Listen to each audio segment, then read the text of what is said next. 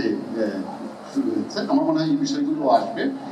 তবে আমার মনে হয় যে সুমন এই বিষয়ে একটা বিশদ প্রিপারেশন আছে, আমি আগে থেকে কিছু বলবো না। আমার শুধু কথা যে সুমনের এক্সিবিশনটি আমরা আরো 10 দিনের জন্য এক্সটেন্ড করেছি। এক্সিবিশনটি 11 তারিখ পর্যন্ত চলবে। আর সুমন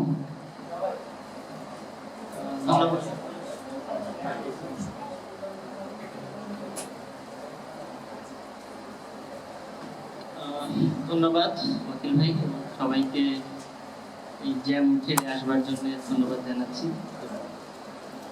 একটু যে বিতর্কটা যখন আমরা শিরোনামটা ঠিক করি শুরু হয়েছিল, সেটা নিয়ে একটু 2 মিনিট আমি বলতে চাই যে 1904 সালে মহেশ্বর পাশায়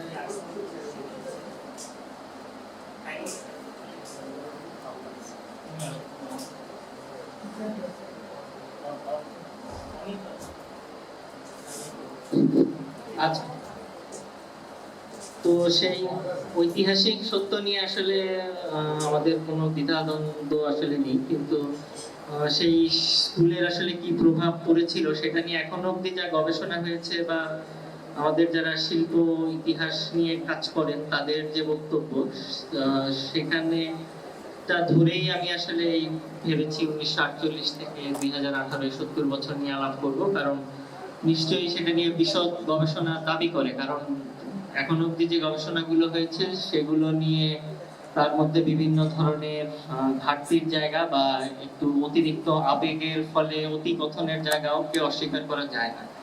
তো তারপরেও যদি ওটা নিয়ে কেউ আলাপ বা কথা বলতে চান, আমরা কথা বলতেই পারি মূল আলোচনার পরে। তো এখন আমার মনে হয় আমরা একটু মূল আলোচনার দিকেই চলে যেতে চাই। সেটা আমি আমাদের এখানে যে 3 জন আছেন, অধ্যাপক লালারুক সেলিম, অধ্যাপক ঢালিয়াল মামুন, মিসার স্যারও আসছেন। তো ওনাদের ব্যক্তিগত অভিজ্ঞতার জায়গা থেকে আমি একটু জানতে চাইবো যে আমাদের শিল্প শিক্ষা প্রতিষ্ঠানটা যে আবহে গড়ে উঠেছিল, সেখান থেকে আমরা তো আজকে সামাজিক রাজনৈতিক ভাবে একটা ভিন্ন প্রেক্ষাপটে অবস্থান করছি, কিন্তু আমাদের সেই শিল্প শিক্ষার কাঠামো বা সেই চর্চাটা আমরা কিভাবে করছি সেটাকে একটু ফিরে দেখার চেষ্টা আমরা করব। এবং এই ক্ষেত্রে আমি একটু ওনাদের ব্যক্তিগত অভিজ্ঞতার জায়গা থেকে শুরু করতে চাই। যেমন টরি আপা এবং নিসার স্যার এই দুজনেরই ঢাকাতে পড়বার একটা অভিজ্ঞতা আছে। তো আবার ওনারা উচ্চ শিক্ষার জন্য এমএফএ করেছেন শান্তিনিকেতনে গিয়ে। তো আমরা অনেকেই হয়তো এখানে অবগত আছি যে ঢাকা এবং শান্তিনিকেতনে এক বিপরীতমুখী আসলে শিল্প চর্চা বা এই শিল্প শিক্ষা নিয়ে চর্চা হয়ে থাকে।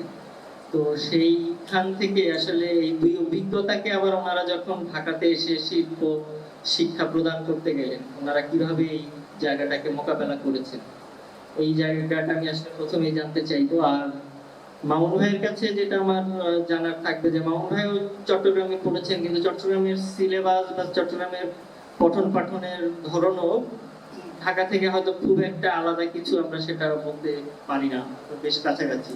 তো সেই শিল্প শিক্ষা গ্রহণ করে মামুন ভাই যখন আবার শিক্ষার্থীদের শেখাচ্ছেন ওখানে, ওনার অবস্থানটা কি হচ্ছে। এবং আমরা বিশেষ করে এর জন্যই মামুন ভাইকে প্রশ্নটা করা, কারণ ওনার বিভিন্ন লেখাপত্রে বা ওনার কাজে বা ওনার কথাবার্তায় আমরা এক ধরনের উপনিবেশ বিরোধী একটা অবস্থান আমরা লক্ষ্য করি। তো সেই ক্ষেত্রে আসলে একটা কলকাতা গভর্নমেন্ট আর্ট কলেজে যে সিলেবাস গড়ে উঠেছিল হেনরি হুভার লকের মাধ্যমে, সেই সিলেবাসটা পরবর্তীতে আমরা ঢাকাতে কিভাবে গ্রহণ করছি এবং সেটা চট্টগ্রামেও কিভাবে ব্যবহৃত হচ্ছে, সেই শিল্প শিক্ষার আবহে বেড়ে ওঠে। পরবর্তীতে কি করে মামুন ভাই সেই উপনিবেশকে সমালোচনার দৃষ্টিতে দেখতে চাইছেন বা সেইটা কি করে উনি ওনার শিক্ষকতার চর্চায় আসলে প্রয়োগ করতে চাইছেন, সেটা একটু জানবার থাকবে। তো আমি টরি আপাকে দিয়ে শুরু করছি।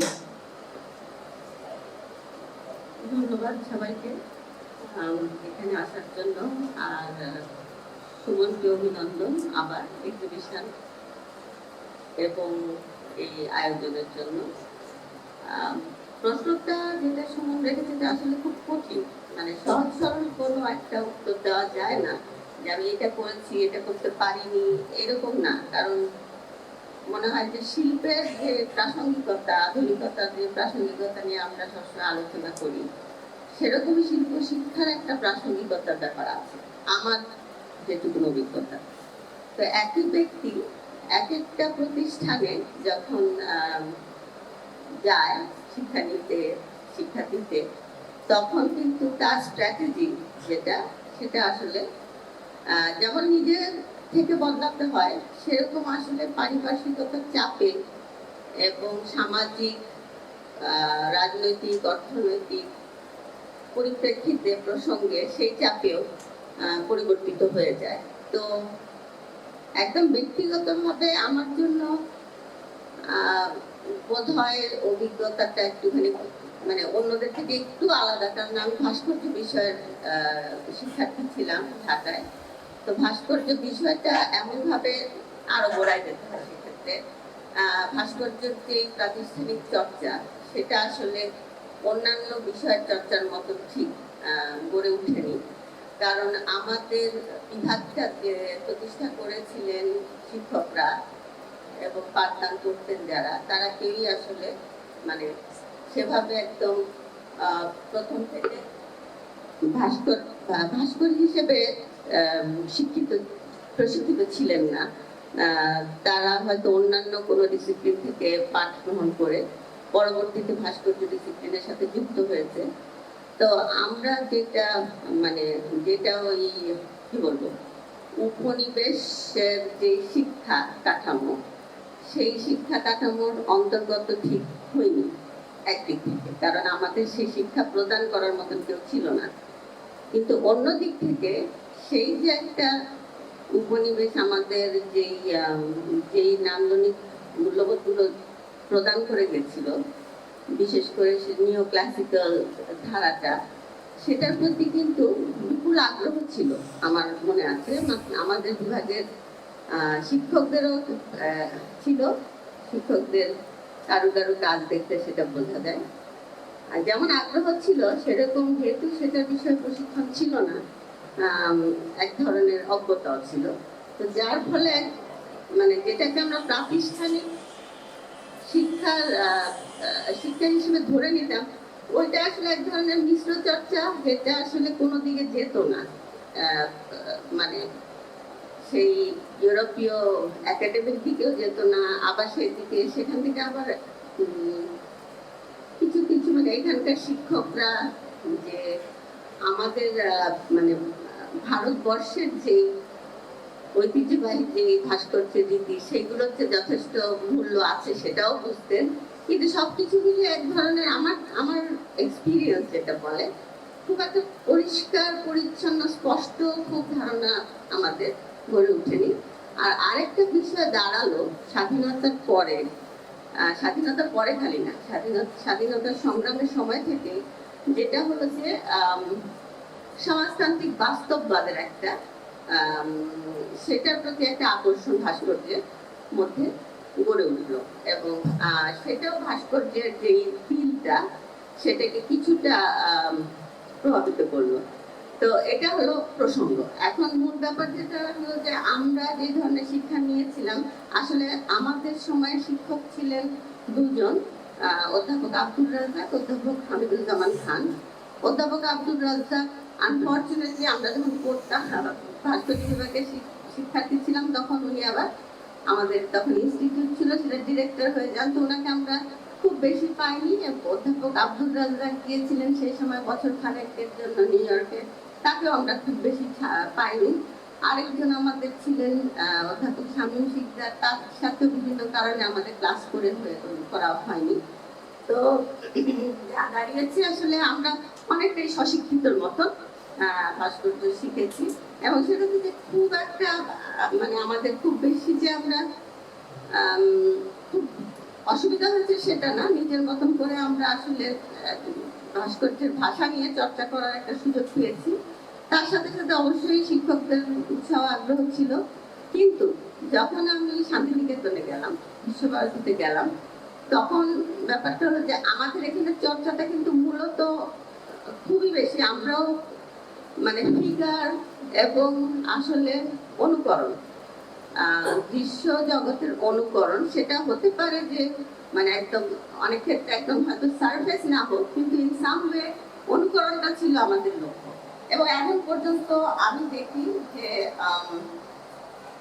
অনেকে যারা বেশ সংস্কৃতিবান ব্যক্তি তারা কিন্তু এখনো সেই নিও ক্লাসিক্যাল যুগে অথবা রেনেসাঁ যুগে পড়ে আছে। ভাস্কর্যের দিকে যে রুচিটা সেটা ওইভাবে পড়ে আছে, যাদেরকে আমরা বেশ মনে করি যে অনেক কিছু বোঝে। তো আমাদের ক্ষেত্রে আমাদের ওরকম অবস্থায় ছিল। তারপরে যখন শান্তিনিকেতনে গেলাম তখন আসলে আমি তখন মাস্টার্স করতে গেছি। তো সেখানে এক্সপেকটেশনটা হলো যে আমরা নিজেদের আসলে গবেষণা, নিজেদের চর্চাটাকে কিভাবে এগিয়ে নিব। তো সেক্ষেত্রে আমি মোটামুটি একটা মধ্যে পড়ে গেলাম যে কিভাবে এটাকে কি করি।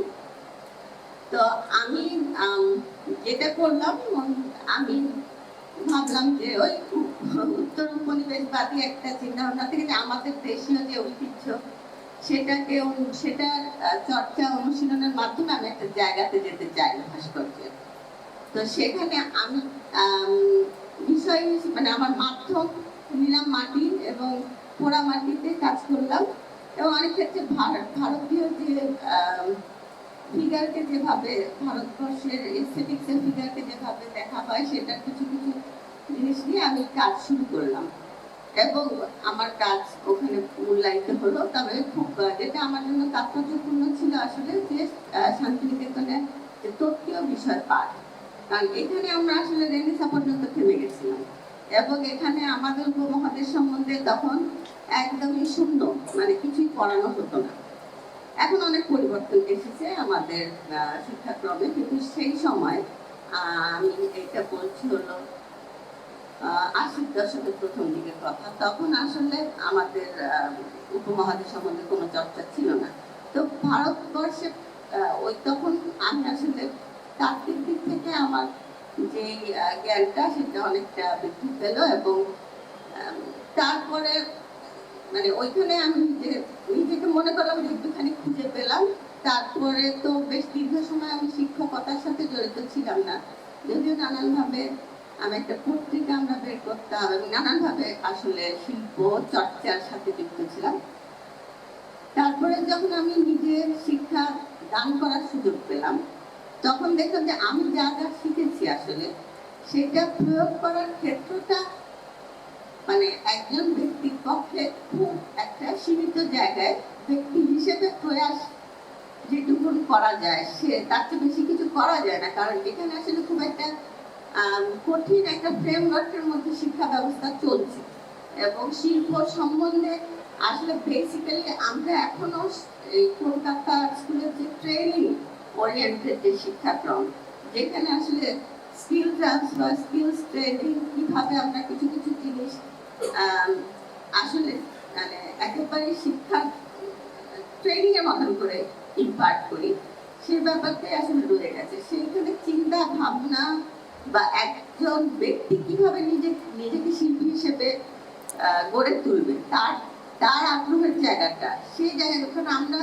খুবই বিষয় ভিত্তিক ছিল আমাদের পাঠ্যক্রম। এখন একটু পরিবর্তন হয়েছে, ধরা যাক মডেলিং, তারপরে কার্ভিং, তারপরে আমরা একসময় তো মানে আরো বেশি ছিল ধরেন হেড স্টাডি বা ফিগার স্টাডি এরকম। তো সেটা থেকে আমি যখন শিক্ষা দিতে আসলাম তখন মোর মাধ্যম বা পদ্ধতিগত কিছু বিষয় ছিল। এর মাধ্যমে আসলে একজন শিক্ষার্থী কিভাবে নিজেকে খুঁজে পেতে পারে এটা একটু কঠিন ব্যাপার। তো যেটা দ্বারায় যে এককভাবে ক্লাস দেওয়ার সময় হয়তো শিক্ষার্থীদের সাথে যে যোগাযোগ হয় তার ফলে যে যতটুকু করা গেছে, কিন্তু আসলে শিক্ষা প্রতিষ্ঠান যে খুব বেশি পরিবর্তন ওয়েলকাম করে সেটা আমার কাছে কখনো মনে হয়নি, এখনো মনে হয় না। অনেক লম্বা হয়ে গেছে। তো ধন্যবাদ টনি আপা। মোহন ভাই তো আগে প্রশ্নটা করে ফেলেছি, মোহন ভাই বলবেন। ধন্যবাদ। এখানে যারা উপস্থিত আছেন সকলকে শুভ সন্ধ্যা। কখনোই অনেক অংশে টরির সাথে হয়তো আমার দৃষ্টিভঙ্গি এবং অভিজ্ঞতা মিল থাকবে। টরি এবং আমার আরেক বন্ধু মিস্টার হোসেন, তাদের একটা সুবিধা হচ্ছে তারা ঢাকায় পড়ার পর তার শান্তিনিকেতনে পড়তে গেছেন, পড়ার সুযোগ পেয়েছেন। ফলে তারা ঠিক মানে দুইটা তুলনামূলক বাস্তবতা উপলব্ধি করতে পারবে। বিশেষ করে শিক্ষা কার্যক্রম বা শিক্ষার পেছনকার যে সত্তা, সেটাকে আমি মনে করি গুরুত্বপূর্ণ সরকারি বিবেচনা করা দরকার। আমি চট্টগ্রামে পড়াশোনা করছি, অথচ চট্টগ্রামেই আমার পড়াশোনা, চট্টগ্রামেই আমার বেড়ে ওঠা, আমার স্কুল কলেজ বিশ্ববিদ্যালয় সব। তবে এটা ঠিক যে সুমন ঠিকই বলেছে যে চট্টগ্রামের শিক্ষা ব্যবস্থাও যে খুব ঢাকা থেকে ব্যতিক্রম তা না। তবে যিনি মূল ব্যক্তি ছিলেন রশিদ চৌধুরী, উনি যেহেতু আমি মনে করি বাংলাদেশের যে আধুনিক শিক্ষা চর্চা শুরু হয়েছিল তার মধ্যে খানিকটা ব্যতিক্রম। কারণ উনি ঠিক আগের আধুনিকদের মতো ঠিক নস্টালজিক ছিলেন না, কিন্তু অনেক অংশে তিনি চেষ্টা করেছেন এক ধরনের ভাষা বা কাঠামো বা শিল্প ভাষার ক্ষেত্রে প্রাসঙ্গিকতা তৈরি করতে। ফলে হয়তো পরোক্ষভাবে তার মধ্যে সেই চিন্তা ছিল। তাছাড়া যেহেতু তিনি বাইরে পড়াশোনা করেছেন, তার এক ধরনের শিল্প চর্চাকে, বিশেষ করে আধুনিক শিল্প চর্চা যে একজন ব্যক্তির অভিব্যক্তির চর্চা, সেটি হয়তো উনি উপলব্ধি করেছেন। এবং চট্টগ্রাম বিশ্ববিদ্যালয়ের প্রথম স্নাতকোত্তর কিংবা পোস্ট গ্রাজুয়েশন কোর্স চালু করে। ফলে সেখানে স্বাধীনতার চর্চাটি অনেক অংশে ছিল, যেটি ঢাকা চালু করার যে কলকাতা করে যে শিক্ষা কার্যক্রমের যে পুনর্বিন্যস্ততা বা পুনর্বৃত্তি, সেইটা থেকে খানিকটা ব্যতিক্রমী হয়তো হয়ে উঠছিল চট্টগ্রাম এই অংশে। অন্যদিকে চট্টগ্রামে ঠিক প্রফেশনাল জগতে ছিল না। শিল্পীদের এখনো পর্যন্ত চট্টগ্রামে এত মানুষজন বাস করে 60 থেকে 70 লাখ শহরে, মেট্রোপলিটন শহরে, কিন্তু তারপরও একজন শিল্পীর প্রফেশনালি বা জীবিকা হিসেবে গ্রহণ করার সুযোগ এখনো তৈরি হয়।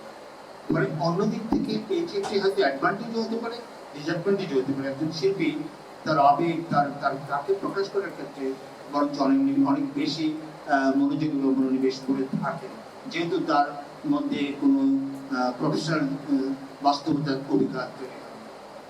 আমি ব্যক্তিগতভাবে শিক্ষা কার্যক্রমে যখন আমি শিক্ষার্থী ছিলাম, আমাকেও ঠিক ওই অনুকরণের মধ্যে দিয়ে যেতে হয়েছে। আমাদের যেই শিক্ষা কার্যক্রম এখনো বাংলাদেশে রয়েছে, সেটি সম্পূর্ণরূপে আমি বলবো যে একেবারে না হলেও এটি কলোনিয়াল এডুকেশন সিস্টেমেরই একটা এক্সটেনশন। এটি সত্যি যদি আমরা আজকে ফিরে থাকি, হয়তো আগামী বছরই শান্তিনিকেতনের শিক্ষা ব্যবস্থার 100 বছর হবে। কিন্তু খুবই বিস্ময়ের ব্যাপার যে রবীন্দ্রনাথ কি করে 100 বছর আগেই এই কলোনিয়াল বাস্তবতার মধ্যে থেকে এই কলোনিয়াল বাস্তবতাকে কি করে নেগোশিয়েট করতে হয় সেরকম একটি শিক্ষা ব্যবস্থা উনি চালু করেছিলেন। উনি ঠিকই টের পেয়েছিলেন যে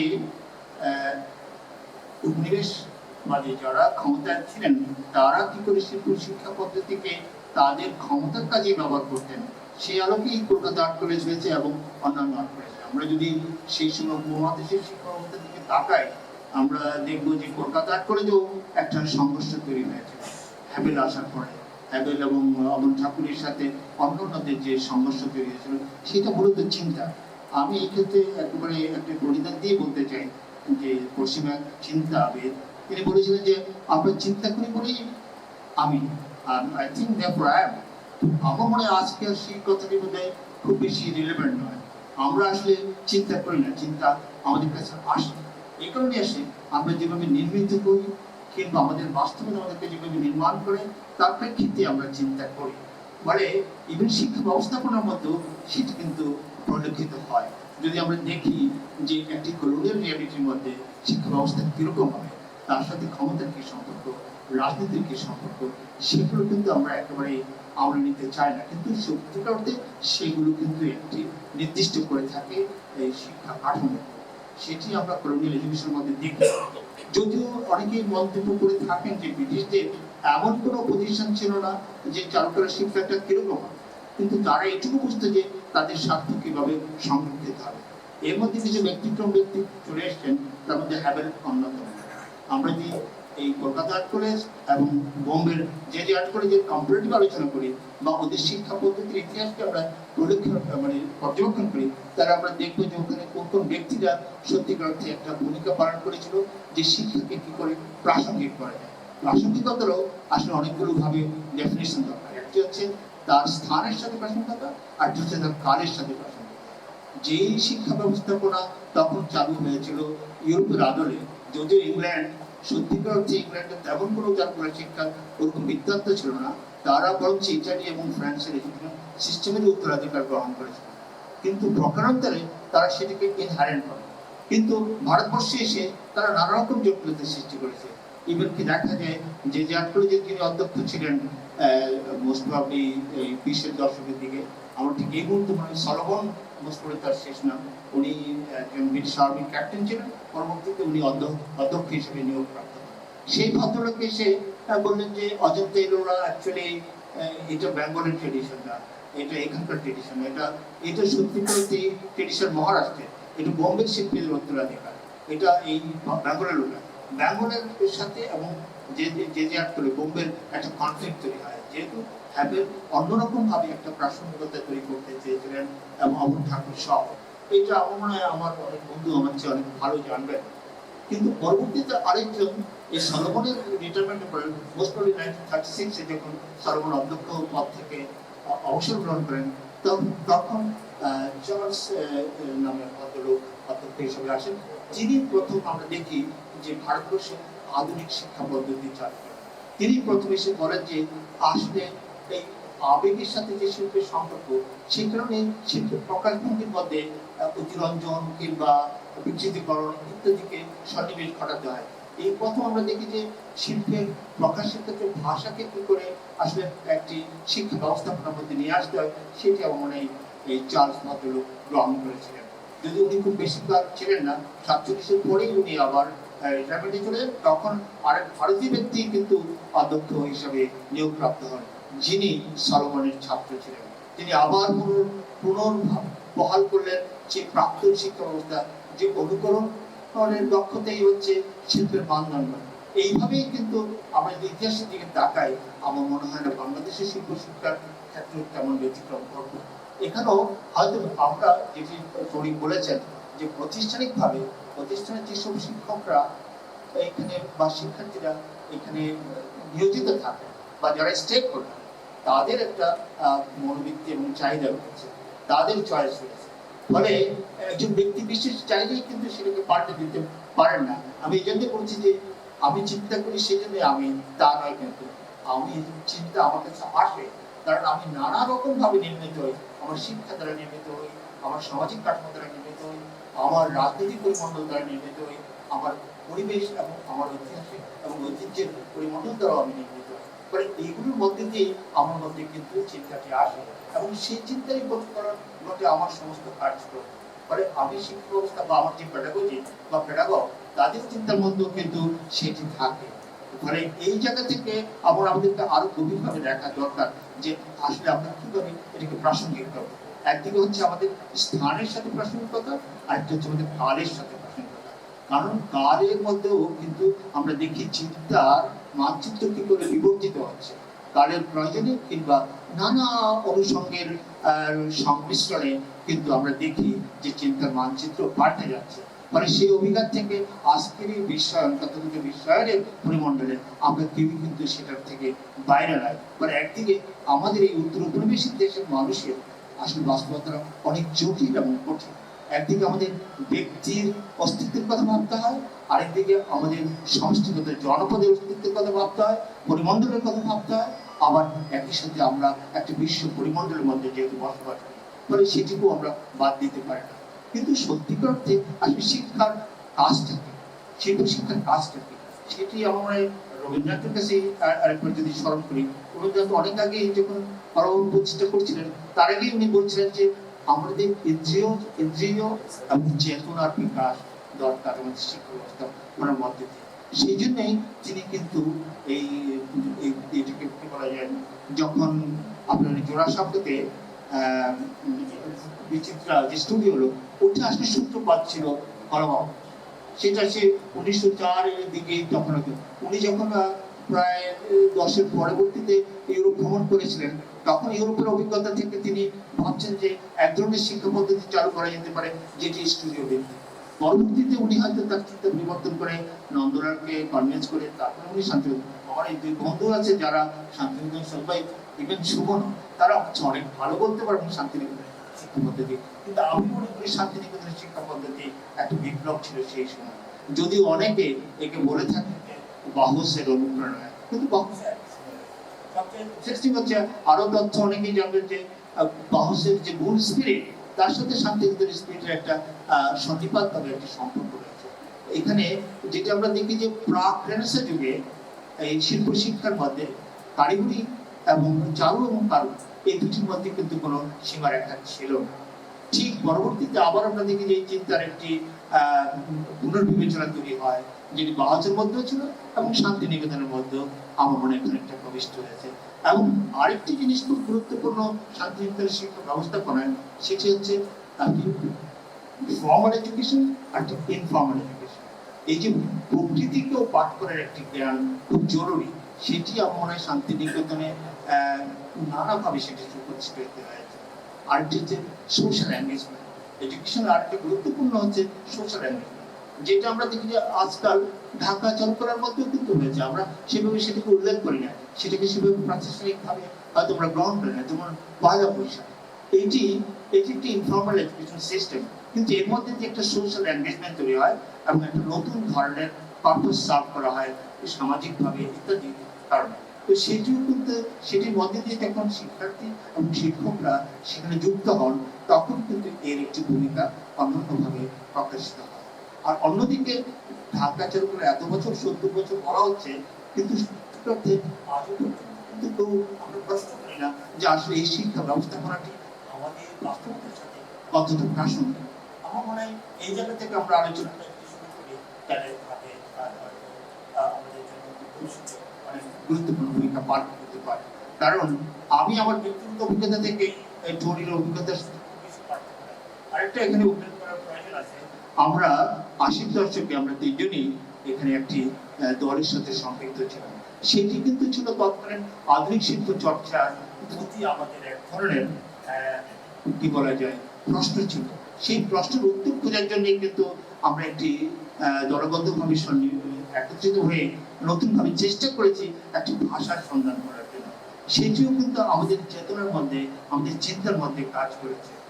এখানে আমার বন্ধু সাইফুল হক আছেন, চেতনার কথা বলার পরেই চেতনার কথা আমার মনে পড়ছে যে আমরা একই সময়ে কিন্তু এই বাংলাদেশ স্বাধীন হওয়ার পরে আমরা যে নতুন ডিসকোর্সের একটি দেশ পেলাম, তার আলোকে আমরা নতুন করে কিন্তু এই বাংলাদেশকে বুঝবার এবং জানবার চেষ্টা করেছিলাম।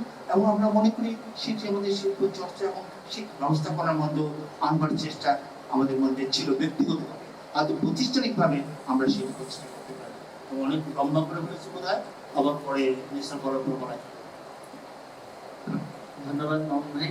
তো নিসার স্যারের কাছে ওই ব্যক্তিগত অভিজ্ঞতার জায়গাটি দিয়ে শুরু করতে চাই, কারণ স্যারও ঢাকায় শিক্ষা গ্রহণ করেছেন, এখানকার কৃতি ছাত্র ছিলেন। তারপরে শান্তিনিকেতনে যখন যান ভিন্ন একটা পরিবেশে, ওখানে উনি মানিদার আন্ডারে কাজ করেছেন। এটা একটা খুব ভালো অভিজ্ঞতা স্যারের জন্য, আমি ব্যক্তিগতভাবে জানি। তো তারপরে আবার ঢাকায় এসে উনি যখন শিক্ষকতা করতে চাইলেন এবং মানে শিক্ষক হিসেবে যোগদান করলেন, দীর্ঘদিনের একটা অভিজ্ঞতা আছে এবং বর্তমানে উনি আসলে আমাদের ঢাকার চারুকলা অনুষদের ডিন, মানে প্রশাসনিক একটা উচ্চ পদ উনি ধারণ করছেন। তো এই সব অভিজ্ঞতাকে আসলে উনি কিভাবে মোকাবেলা করলেন, এই দুই ধরনের শিক্ষা ব্যবস্থা, পরবর্তীতে সেই অভিজ্ঞতাকে শিল্প শিক্ষায় কাজে লাগানো, সেই জায়গাটা একটু জানতে চাইব স্যারের কাছে।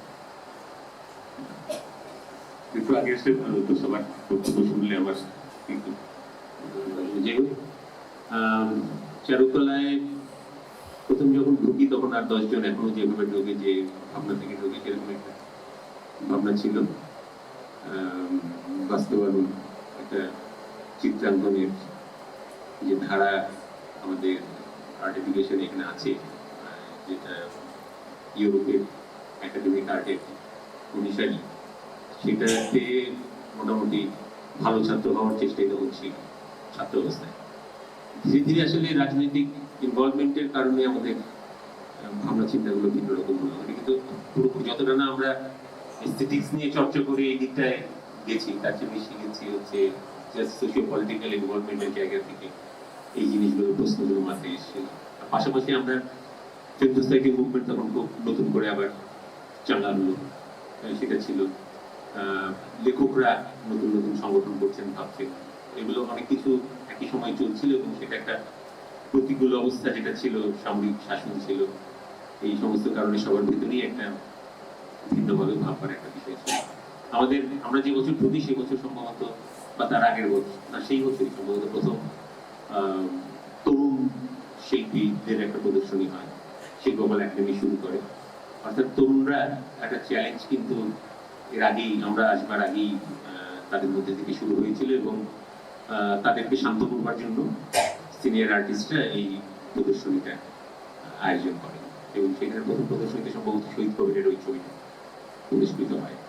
তো না, এটা হচ্ছে ওই নৌকা, ছোট নৌকা, মাছ নিয়ে এর মধ্যে ছবি। তো এগুলোর মধ্যে থেকে আমরা কিন্তু দেখছি যে এক ধরনের মানে সেই পাশ্চাত্যের আধুনিকতা যেটা প্রথমে আমাদের এখানে শুরু হয়েছিল 60-এর দশকে, যে জায়গাগুলো, যে শিল্পীরা আমাদের কামরুল হাসান বা জয়নুল আবেদিনকেও বলেছিলেন যে তারা কন্টেম্পোরারি আর্টিস্ট নন, সেইভাবে তারা শুরু করেছিলেন এবং সবকিছুকে ওই মানদণ্ডে বিচার করা। কিন্তু আমরা মানে 76 সালে এসে আমি দেখলাম যে এটা কিন্তু জাস্ট আমার একা যে ভালো লেগেছিল তা না, কিন্তু এই কাজগুলোর মধ্যে আমাদের এই অঞ্চলের একটা ভাষা এবং এই অঞ্চলের যে একটা ঐতিহ্য আছে সেগুলোর একটা মিশ্রণ আমাদের শিল্পের মধ্যে ঘটছে, সেটা কিন্তু বুঝতে পারছি অনেকেরই, পরবর্তীকালে আরো অনেকেরই, এবং চিটগাঁয়ে বিশেষ করে রশিদ চৌধুরীর তত্ত্বাবধানে যারা কাজ করছেন তাদের মধ্যেও এই জায়গাগুলো ছিল। রশিদ চৌধুরীর আমার ধারণা যে এই জায়গাটাই বেশ ভালো একটা মানে শিক্ষক হিসেবে এবং শিল্পী হিসেবে দুটোকে অনেকটা মেলাতে পেরেছিলেন তিনি, আমার যেটা ধারণা। যেটা কামরুল হাসান যেমন শিক্ষকতায় আসেননি, তিনি অন্যদিকে গেলেন, ফলে এবং নিজেকে পটুয়া বলার ফলে আমাদের কন্টেম্পোরারি আর্ট থেকে নিজেকে একটু সরিয়ে রেখেছে, মানে আরো কাউকে অনুপ্রাণিত করার চাইতে নিজেকে সরিয়ে রেখেছে। রশিদ চৌধুরী সেই জায়গাটায় একটা ভূমিকা রেখেছিলেন, এবং দেখা গেল যে রশিদ চৌধুরীর ছাত্র যারা, তারা বেশ সামনে চলে আসছে। এটা মুক্তিযুদ্ধের পরে আমার মনে হয় যে এক ধরনের জাগরণ ঘটেছিল আমাদের দেশে, তরুণ সমাজের মধ্যে, এবং আমরা দেখলাম যে পরপর যারা বাইরে গেলেন, আমাদের জামান, ফরিদা জামান, কে মালুম, এরা সবাই ভারতের দিকে গেলেন। এর আগে কিন্তু সবাই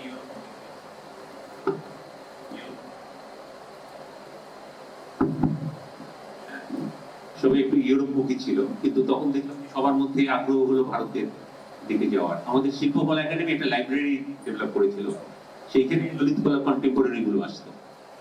এবং সত্যি কথা বলতে যেটা, যে পাশ্চাত্যের আধুনিক শিল্পের সম্বন্ধে যে সমস্ত বইগুলো ছিল সেগুলো যখন পড়তাম আমরা, তার বাইরে এই ছবিগুলো নিয়ে যে পাবলিকেশন গুলো আসতো সেগুলো যখন পড়তাম, এই দুটোর মধ্যে কিন্তু আমাদের মনে হতো যে আসলে আমাদের, কারণ রিলেট করতে পারতাম অনেক বেশি। আমার মনে হয় যে একই রকম পরিস্থিতির মধ্যে যেহেতু আমরা আছি, একই ধরনের সাংস্কৃতিক ঐতিহ্যের উত্তরাধিকারী আমরা, এই কারণে এই বিভিন্ন শিল্পীদের সাথে আমরা আগেই পরিচিত হয়ে গেছিলাম। 76-77 সালের দিক থেকে অনেকের সঙ্গে পরিচিত হয়ে গেছিলাম আমরা এই এই ম্যাগাজিনগুলোর মাধ্যমে।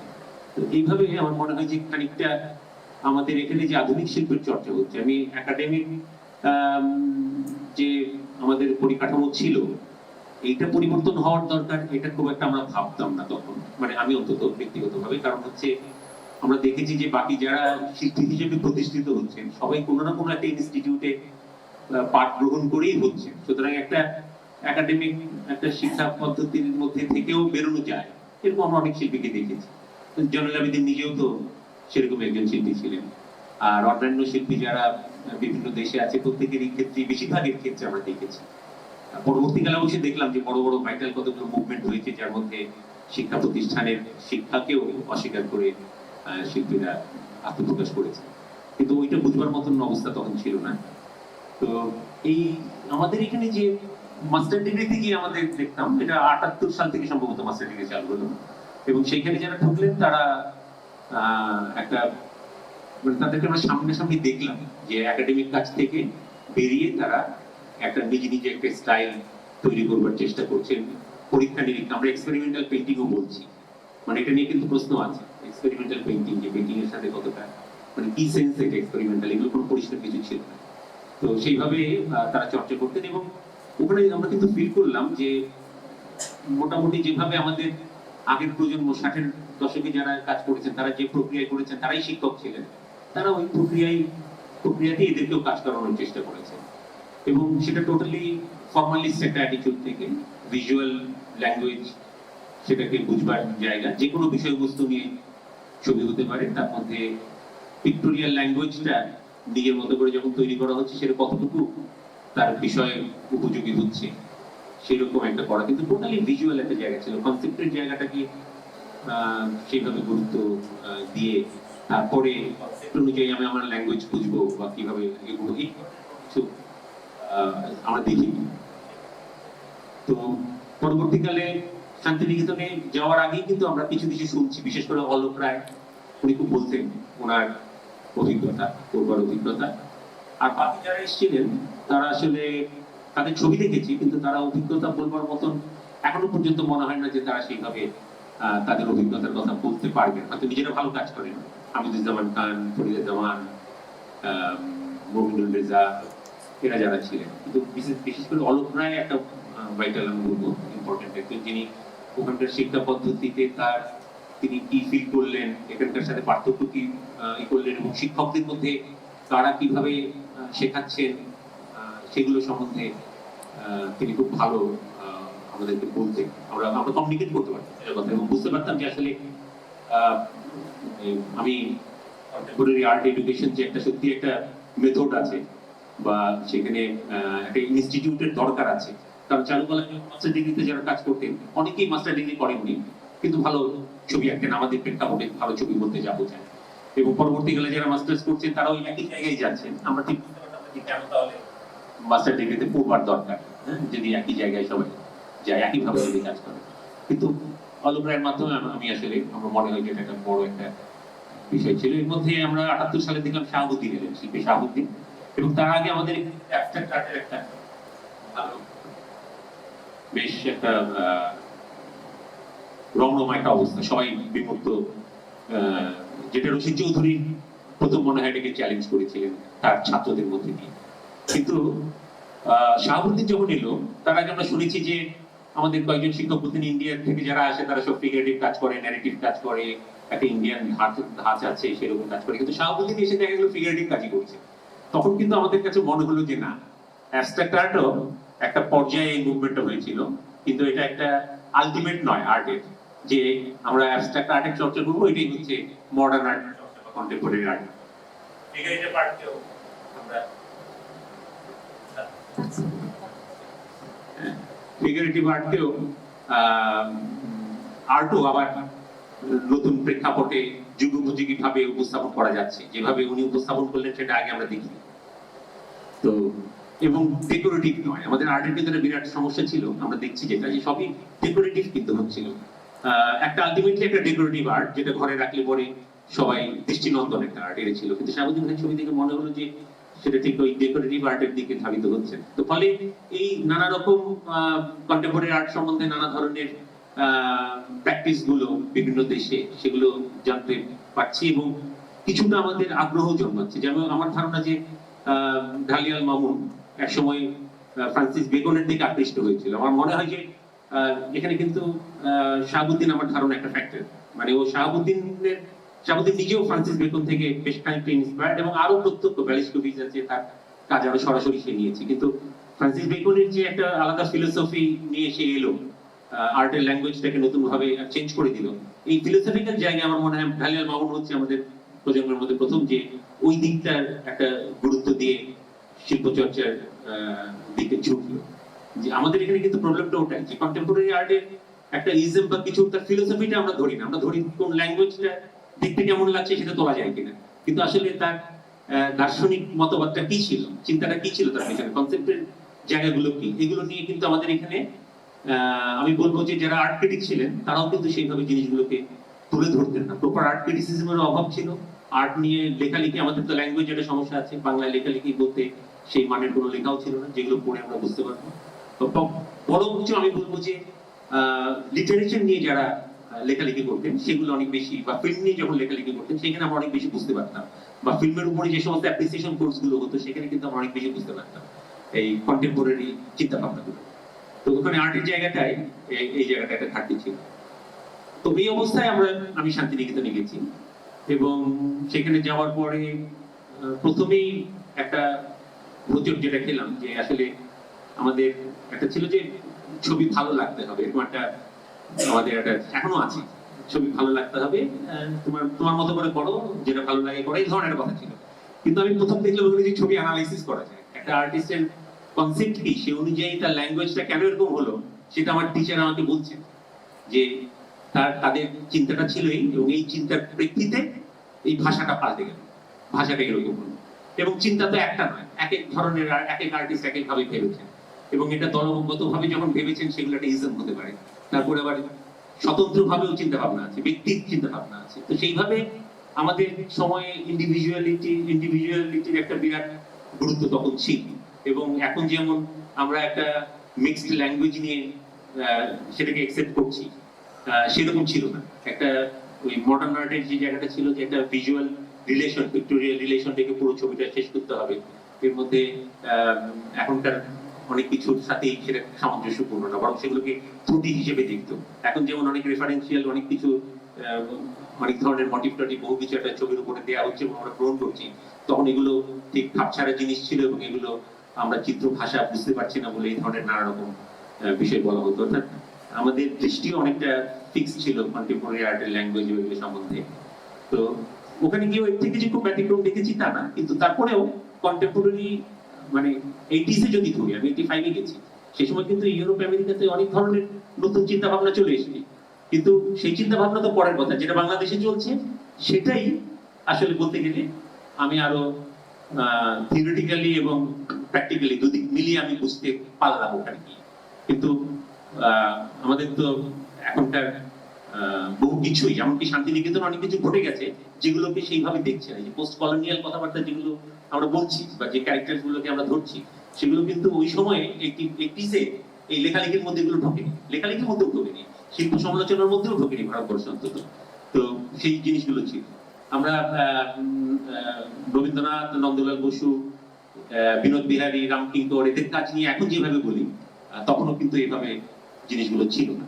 কিন্তু যে জায়গাগুলো ওখানে পেলাম সেটা হচ্ছে যেমন ইন্ডিয়ান এস্থেটিক্স পড়াচ্ছে, ফার ইস্টার্ন এস্থেটিক্স পড়াচ্ছে, ইউরোপিয়ান এস্থেটিক্স পড়াচ্ছে, তিনটে এস্থেটিক্স পাশাপাশি পড়াচ্ছে আমাদেরকে। এটা ট্রেডিশনের জায়গা, সুতরাং ট্রেডিশনাল আর্ট, কনভেনশনাল আর্ট গুলো বুঝতে সুবিধা হলো। আর যে জিনিসটা আসলে শান্তিনিকেতনের এডুকেশনে সব থেকে ইম্পর্টেন্ট ছিল, সুব্রমণিয়ান তার একটা ইন্টারভিউতে বলেছিলেন যে নন্দলাল বসু আসলে একটা ছেলেকে শুরুতেই বলতেন যে তুমি তোমার মতন ছবি আঁকো। এখন যে আমাকে ছেড়ে দিলে পরেও আমি, আমার মাথায় কিন্তু ছবি বলতে কিছু না কিছু থাকে, একেবারেই একটা শূন্য জায়গা থেকে কিন্তু বলি না।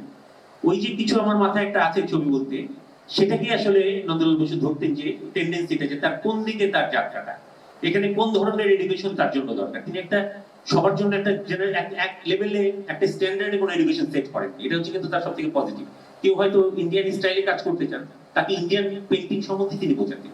কেউ হয়তো মিশিয়ে কাজ করতে চান, ইন্ডিয়ান ফার ইস্টার্ন, তাকে সেইভাবে বোঝাতেন। কেউ একটা ইউরোপিয়ান আর্ট বুঝে সেটাকে মিশিয়ে কাজ করতে চান, তাকে সেইভাবে বোঝাতেন। এটাতে আমরা দেখেছি যে আমাদের শিবকুমার এটাকে উনি বলেছেন যে রবীন্দ্রনাথের শিক্ষা আদর্শের একটা প্রতিফলন নন্দলালে। এটা রেফারেন্স দিতে উনি বলেছেন যে রবীন্দ্রনাথ যখন শিশুতোষ গ্রন্থগুলো লিখলেন আমাদের শান্তিনিকেতনের পাঠভবনের জন্য, সেই লেখাগুলো কিন্তু ওই বর্ণমালা শিখে ধীরে ধীরে শব্দ গঠন শিখে কিন্তু ওরা পড়ে না, ওরা সাহিত্য দিয়ে শুরু করে। ওরা একটা কবিতা দিয়ে শুরু করে বা একটা ছড়া দিয়ে শুরু করে, তারপর ওই কবিতা বা ছড়াটাকে ওই শব্দগুলোকে আলাদা করে, অক্ষরগুলোকে আলাদা করে, এইভাবে পুরো জিনিসটা বোঝায় যে কি করে কোনটার সাথে।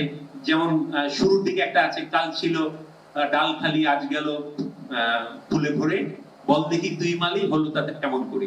এটা একসঙ্গে ছন্দের যেমন একটা ব্যাপার আছে, মানে ছড়ার একটা ব্যাপার আছে, একই সঙ্গে বিজ্ঞানের একটা ব্যাপার আছে কিন্তু, যে কি করে এই ফুল গাছটায় ফুল ভরে গেল। শিশু মনে কিন্তু প্রশ্নটাও গেল, অর্থাৎ শুধুমাত্র একটা জিনিস শিখছেন, একসাথে একটা কমপ্লিট এডুকেশনের দিকে সে শুরু থেকেই যাচ্ছে। এইটাই বলছে যে নন্দলাল বসু যখন একটা ছাত্রকে বলে যে তুমি একটা ছবি এঁকে শুরু করো, এবং ছবি আঁকতে শুরু করবে যখন, তখন যে প্রবলেমটা তুমি ফেস করবে সেটা আমি তোমার সাথে শেয়ার করবো। এই না যে তুমি প্রথমে একটা লাইন দেওয়া শিখবে, একটা বোতল আঁকা শিখবে, তারপরে সেটা নয়। এখন বিনোদ বিহারী কিন্তু এই জিনিসটাকে গ্রহণ করেছিলেন। বিনোদ বিহারী বিহারে একটা স্কুলে জয়েন করেছিলেন, প্রিন্সিপাল হয়েছিলেন, এবং সেখানে সেখান থেকে তিনি পালিয়ে চলে আসেন, মানে রীতিমতো পালিয়ে আসেন, কারণ একটা দ্বন্দ্ব হয়ে যায়। বিরোধীরা বলেছিল যে না, কোনো ওই ফিগার ড্রয়িং আর অমুক ড্রয়িং এভাবে শেখানোর দরকার নেই, সরাসরি ছবি আঁকুন, তারপরে যে ফিগার নিয়ে কাজ করতে চায় তাকে আমি ফিগার ড্রয়িং করাবো, যে ল্যান্ডস্কেপ নিয়ে কাজ করতে চায় তাকে ল্যান্ডস্কেপের মধ্যে আমি থাকবো। এইভাবে ধীরে ধীরে সে আসবে, তো যে পর্যায়ে সে যেটা করতে চায়। কিন্তু এটা তাদের পুরনো যে মেথড ছিল ওই বিহারের আর্ট স্কুলটাতে, সেটার সাথে সাংঘর্ষিক হলো এবং উনি সেখানে টিকতে পারলেন না, চলে এলেন। এটা আমি বলতে চাইছি যে একটা প্রতিষ্ঠিত স্কুলে কিন্তু কোনো কিছু করতে যাওয়া খুবই কঠিন, এবং হ্যাভেল কিন্তু আলটিমেটলি পারেননি। হ্যাভেল একটা অ্যাটেম্প নিয়েছিলেন, পারেননি। আবেদিন স্যারও কিন্তু অনেক অ্যাটেম্প নিয়েছিলেন, এবং আবেদিন স্যারের চলে যাওয়ার সাথে অ্যাটেম্প গুলোর কিন্তু কিছু ব্যাপার আছে। উনি একটা লোকশিল্পের একটা সংগ্রহশালা গড়ে তুলেছিলেন, এবং ওনার কথাবার্তা আমরা বুঝতে পারি যে উনি চাইছিলেন যে এখন যেটাকে আমরা কনটেক্সচুয়ালাইজ বলি কন্টেম্পোরারি আর্টে, এই ধরনের ভাবনাগুলো তার ছিল, যে আমি একটা আধুনিক শিল্পের চর্চা করছি, কিন্তু কোন প্রেক্ষাপটে, কোন পরিস্থিতিতে, কোন দেশ থেকে করছি, সেই দেশের ঐতিহ্যটা কি, বা তার সঙ্গে আমি এটা যোগাযোগ করিয়ে দিই। আমাদের একটা নিজস্ব ল্যাঙ্গুয়েজ হতে পারে কিনা, একটা ছাত্রের নিজের ঐতিহ্যের জায়গা থেকে তার যাত্রা হতে পারে কিনা, এই ধরনের চিন্তা কিন্তু করেছিলেন। এবং পরবর্তীকালে যে ছাত্রদেরকে তিনি ইউরোপ থেকে পড়িয়ে নিয়ে এসেছিলেন, তাদের সমালোচনার মধ্যে কিন্তু ওই পুরো কালেকশনটাকে শেষ করে দেন, মানে ওটা বিভিন্ন জায়গায় ডিস্ট্রিবিউট করে দেন এবং সরিয়ে দেন। এই পার্মানেন্ট কালেকশনটা কিন্তু আর পরবর্তীকালে থাকেনি। এবং উনি লোকশিল্প জাদুঘর যে করলেন, এটা করার কথা ছিল চারুকলার ভেতরে। এটা একটা প্রস্তাবনা আমরা দিচ্ছি, ইউনেস্কোকে তিনি প্রস্তাব দিয়েছিলেন, এবং ওই বাজেটটা পরবর্তীকালে যখন চারুকলা হলো না, সেটাকে ধরেই কামরুল হাসান কিন্তু ডিজাইন সেন্টার করেছিলেন, ওই সাপোর্টটা নিয়ে। এখন যে ডিজাইন সেন্টারের যে জমিটা আছে, যেটা বেসিকের, এটা কিন্তু ওই ডিজাইন সেন্টারকে করতে দিয়েছিল, যেটা আবেদিন স্যার এই ফান্ডটা জোগাড় করেছিলেন, যেখানে বিল্ডিংটা হয়েছে, এবং পুরো প্রজেক্টটা সেটাই ছিল।